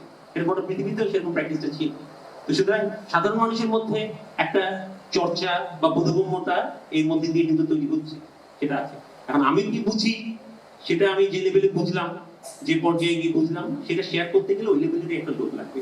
এখানে অনেক টার্মের কথা বলা হলো, যে টার্মগুলোর সাথে আমাদের অনেক ছাত্রছাত্রী, অনেক আর্টিস্টরা পরিচিত, সেগুলো ওই টেক্সটের মধ্যে দিয়ে আমরা পেয়েছি, এবং টেক্সটের মধ্যে দিয়ে আমরা গিয়ে আবার বাস্তবের সাথে মিলিয়ে দেখবার চেষ্টা করি। তো সুতরাং সেটা এক ধরনের আন্ডারস্ট্যান্ডিং।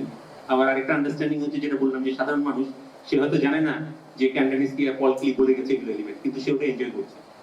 তো সুতরাং পুরো বিষয়টা এখন পর্যন্ত আর্ট খুব জটিল। আর্টের এডুকেশন আদৌ দরকার কিনা কেউ কেউ বলেছে যে আর্ট আসলে এডুকেশনই দরকার আছে কিনা আর্ট চর্চার জন্য। এবং আমরা দেখেছি তো, আমরা যদি সত্যজিতের কোন ফিল্ম ইনস্টিটিউটে পড়েছে, হ্যাঁ, তো সুতরাং মিডিওকার তৈরি করা বা লেস দেন মিডিওকার তৈরি করা, এগুলো একটা ক্রিয়েটিভ ইনস্টিটিউট করতে পারে, কিন্তু ক্রিয়েটিভ মানে একটা রিয়েল একটা তৈরি করা, এটা মনে হয় না কোনো ইনস্টিটিউটের। প্রায় 2 ঘন্টা হয়ে গেছে আমরা আলাপ করছি, তো এতে নিজেদের মধ্যে আলাপ হতেই পারে। যদি কারো তেমন কোনো বিশেষ প্রশ্ন না থাকে আমরা বোধহয় মুক্ত আলোচনা এখানেই শেষ করতে পারি। তো ধন্যবাদ।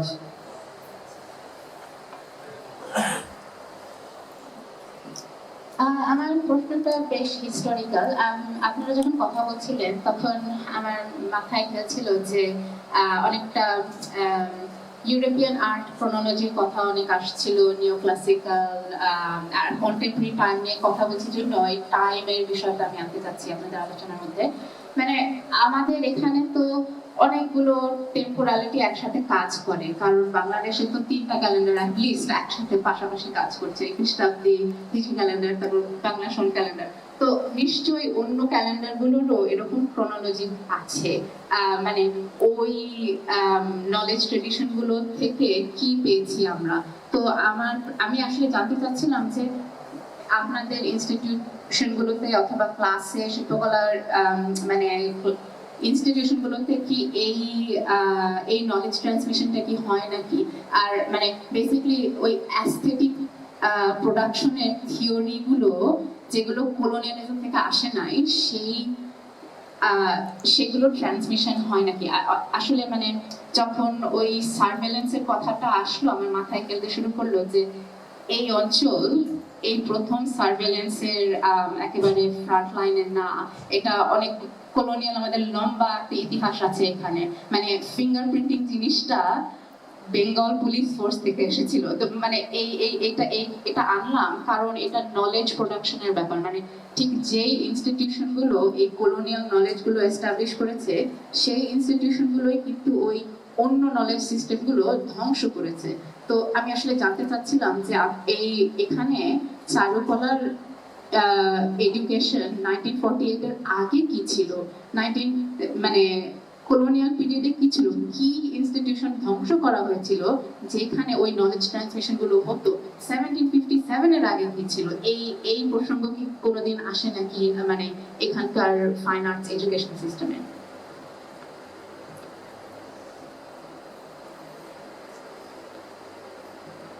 আমাদের তো একটা আর্ট হিস্ট্রি সাবজেক্ট আছে এবং সেখানে বাংলাদেশের আর্ট নিয়েও একটা অংশ আছে পড়ায়। সেখানে আমাদের ঐতিহ্যগুলো কি ছিল সেগুলো পড়ানো হয় এবং কলোনিয়াল পিরিয়ডে কিভাবে ধীরে ধীরে গেল সেটা আমার মনে হয় টুডি একটা বই, লালারূপে একটা বই করেছে, এডিট করেছে আমাদের কারুকলা বলে,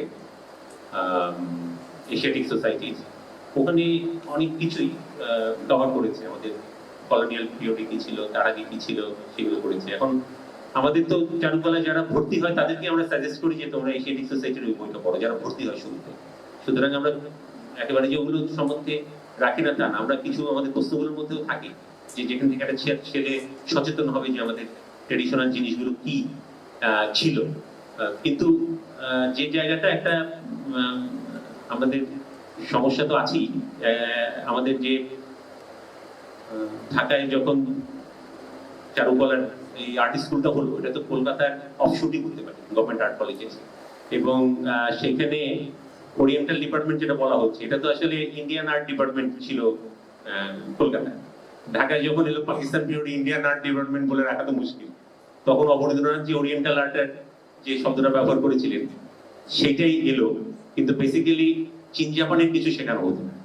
এখানে কিন্তু ইন্ডিয়ান আর্টের যেগুলো ছিল সেগুলো জয়পুরি ফ্রেস্কো, মিনিয়েচার কপি করা, এই জিনিসগুলো এখানে ছিল। কিন্তু মজার ব্যাপার হচ্ছে ইন্ডিয়ান আর্ট বলে কলকাতায় যেটা হতো ওখানে কিন্তু ওই যে প্রশ্নটা এসেছিল, ওই মাউন্ট প্রসঙ্গটা তুলেছে যে ওই অজন্তা ইলোরার আর্ট আর মোগল মিনিয়েচার, যে কারণে বিষ্ণুদেব যামিনী রায়কে খুব প্রশংসা করেছিলেন। এই কারণে যে ওনার বক্তব্য ছিল, এটা তো বিষ্ণুদেবরা কমিউনিস্ট ছিলেন এবং তাদের টার্গেট ছিল ঠাকুরবাড়ি, যে ঠাকুরবাড়ির জমিদাররা ওরা ওই মোগল মিনিয়েচার আর অজন্তাতেই যাবে, আমাদের যে লোকশিল্প আছে সেখানে যাবে না যেখানে যামিনী রায় গেছিলেন। কিন্তু মজার ব্যাপার হচ্ছে যে যামিনী রায়ের চেয়ে ভালো আন্ডারস্ট্যান্ডিং ছিল লোকশিল্পের নন্দলাল বসু, যেটা হরিপুরা পোস্টারের মধ্যে আমরা দেখি যে সেখানে তারা গেছিলেন। এবং এটার একটা প্রচ্ছন্ন প্রভাব অনেকের কাজেই তখন ছিল, যে লোকশিল্পের স্বতঃস্ফূর্ততা, এই সমস্ত নানা রকম গুণগুলো সেখানে নিচ্ছিল, যেটা অজন্তাতে বা মুঘল মিনিয়েচারে ছিল না। এই যে স্বতঃস্ফূর্ত কথাটা বলি আমরা, তো সেই জিনিসগুলো ছিল না। এবং আমাদেরও জয়নুল আবেদিন কামরুল হাসান বেছে বেছে লোকশিল্পের সেই সমস্ত জিনিসগুলোকে নিলেন, শখের হাড়ি, পুতুল, যেগুলোর মধ্যে ধর্মের সংশ্লেষ নেই কিন্তু লোকশিল্পের জিনিসগুলো আছে, এবং সেগুলো তারা যে চর্চা করেছেন, আমি যেটা বললাম যে ইনস্টিটিউটে একটা অ্যাটেম্প তো আবেদিন স্যারের ছিল, এবং এটা আমাদের কোনো ইতিহাসে লেখা নেই, কিন্তু মানে আমাদের পাঠ্য ইতিহাসে লেখা নেই যে এরকম একটা ঘটনা ঘটেছিল যে, এবং ভেতর থেকেই বাধা এসেছিল। এমনিতে কলোনিয়াল আর্টের যে হিস্ট্রি এখানে পড়ানো হয়, সেটা পড়ানোই হয় যে আর্ট একটা ইনস্টিটিউট বেস করে কি করে শুরু হলো এখানে, এবং সেটা সেকুলার এডুকেশনের এবং ট্রেডিশনাল আর্টের যে পরিবার ভিত্তিক যে চর্চাটা ছিল, সেই চর্চাটা পরিবারের মধ্যেই সীমিত ছিল, সেটা তার কোনো সেভাবে ইনস্টিটিউট ছিল না। এমনকি আমাদের কলোনিয়াল আর্টের হিস্ট্রিও কিন্তু পূর্ণাঙ্গ না, যে যেমন এই যে মহেশ্বর পাশা, এই মহেশ্বর পাশা নিয়ে একটা গবেষণা হয়েছে, কিন্তু এখনো পর্যন্ত আমাদের আর্টের হিস্ট্রিতে তেমন জোর দিয়ে মহেশ্বর পাশা নিয়ে আলোচনা হয় না, সেইভাবে ওরকম জোর দিয়ে আলোচনা করার মতন রিসার্চও হয়নি মহেশ্বর পাশা নিয়ে। এবং মহেশ্বর পাশারই কিন্তু এক্সটেনশন হচ্ছে আমাদের খুলনা এখন ইনস্টিটিউট, আর্ট ইনস্টিটিউট, ইউনিভার্সিটির পার্ট। ওরা পর্যন্ত মহেশ্বর পাশার এই ব্যাকগ্রাউন্ডটা সেইভাবে তুলে ধরতে আগ্রহী না, মানে এই জিনিসগুলোকে ধরা হয়নি। কিন্তু এই না যে মহেশ্বর পাশা আপনি যেটা বললেন, ওটাও কিন্তু ওই ইউরোপীয় ট্রেনিংটাই ছিল, কিন্তু পার্থক্যটা ছিল এই যে ওখানে বেশ কিছু লোকজন ছিলেন যারা এই ট্রেডিশনাল কাজও করতেন, তারা গিয়ে ওখানে কাজ শিখতে পারতেন, কিন্তু টার্গেটটা তাদের মাথায় তখনই ছিল যে ইউরোপীয় আর্ট হচ্ছে অনেক উন্নত মানের এবং সেটা শিখতে যাবে। এই ব্লেন্ড করে কিন্তু মুঘল মিনিয়েচারের অনেক আর্টিস্ট পরবর্তীকালে একটা মুঘল মিনিয়েচার এবং ইউরোপীয় আর্ট মিলে কিন্তু সেই দুজন তো আমরা পাই, শেখ জৈনুদ্দিন কোম্পানির পিরিয়ডে এরকম একটা ধারা কিন্তু তৈরি হয়েছিল। আমাদের এখানকার যারা পৃষ্ঠপোষক ছিলেন তারা ওই বাস্তবায়ন ছবির একটা জায়গা কিন্তু চাহিদা তাদের মধ্যে ছিল, এবং মিনিয়েচার যারা করতেন তারা ওই স্কিলটা ইউরোপীয় এই জায়গাটার সাথে মিশিয়ে করতেন। এই হিস্ট্রিটা কিন্তু আমাদের এখানে পড়ানো হয়, এটা কি পড়ানো হয় না তা না, কিন্তু যে কি করে আমাদের হাই আর্টের মুঘল মিনিয়েচারের ধারাটা এখানে এলো। আর কিছু কিছু লোক চেষ্টা করেছেন যে অজন্তার কানেকশনে আমাদের পাল যুগের পুঁথির মধ্যে দিয়ে একটা লোকধারা এদিকে এসছে, এগুলো দেখানোর চেষ্টা করে, কিন্তু কোনো সেই সেন্সে যে যেটা বললাম আমি প্রথমেই যে এটা পরিবার ভিত্তিক ছিল এবং একটা সম্প্রদায় ভিত্তিক ছিল। মুসলিমদের তো কোনো এই ধরনের কোনো ব্যাকগ্রাউন্ড ছিল না, যেটা পাওয়া যায় আমরা সেটা হচ্ছে ক্যালিগ্রাফির একটা পাওয়া যায়, এবং ঢাকায় একটা ফ্যামিলি ছিল মোকাব্বির বলে, ওরা পোর্ট্রেট করতো মুঘল মিনিয়েচারটা, কিন্তু সেটা পরিবারের মধ্যেই সীমিত ছিল। তো এইরকম কিছু হিস্ট্রি এখানে আছে যেগুলো হয়তো ছেলেপেলেরা বইপত্র ঘাটলে এবং আমাদের যারা বাংলাদেশের শিল্পকলা পড়াচ্ছে সেই ক্ষেত্রে, কিন্তু যে লেভেলে ইউরোপীয় আর্ট নিয়ে আমরা বলতে পারি, পড়াতে পারি, সেটার একটা কারণ হচ্ছে যে প্রচুর লেখালেখি পাচ্ছি, এই জায়গায় কাজ কিন্তু কম্পারেটিভলি খুব কম। এবং আমাদের একটা বড় সমস্যা হচ্ছে, আপনিও যেটা বললেন টেক্সটের যে গুরুত্ব, মনে হয় আপনার ওটা অনুধাবন আগে করেছিল, ওরা টেক্সটের গুরুত্ব দেয়নি, ওরা ওই সাথে সাথে মিশে মিশেই ওরা শিখে, একজন শিখে আরেকজনের কাছে শেখাতো, এই জন্য ওটা রক্ষিত হয়নি। যখন তারা প্রফেশন চেঞ্জ করে ফেললেন সেটা কিন্তু রক্ষিত হয়নি। আমরা কিন্তু টেক্সট দিয়ে জানতে পারছি, সেই জেমস ওয়াইজের বই থেকে জানতে পারছি যে ঢাকা এরকম একটা ছিল।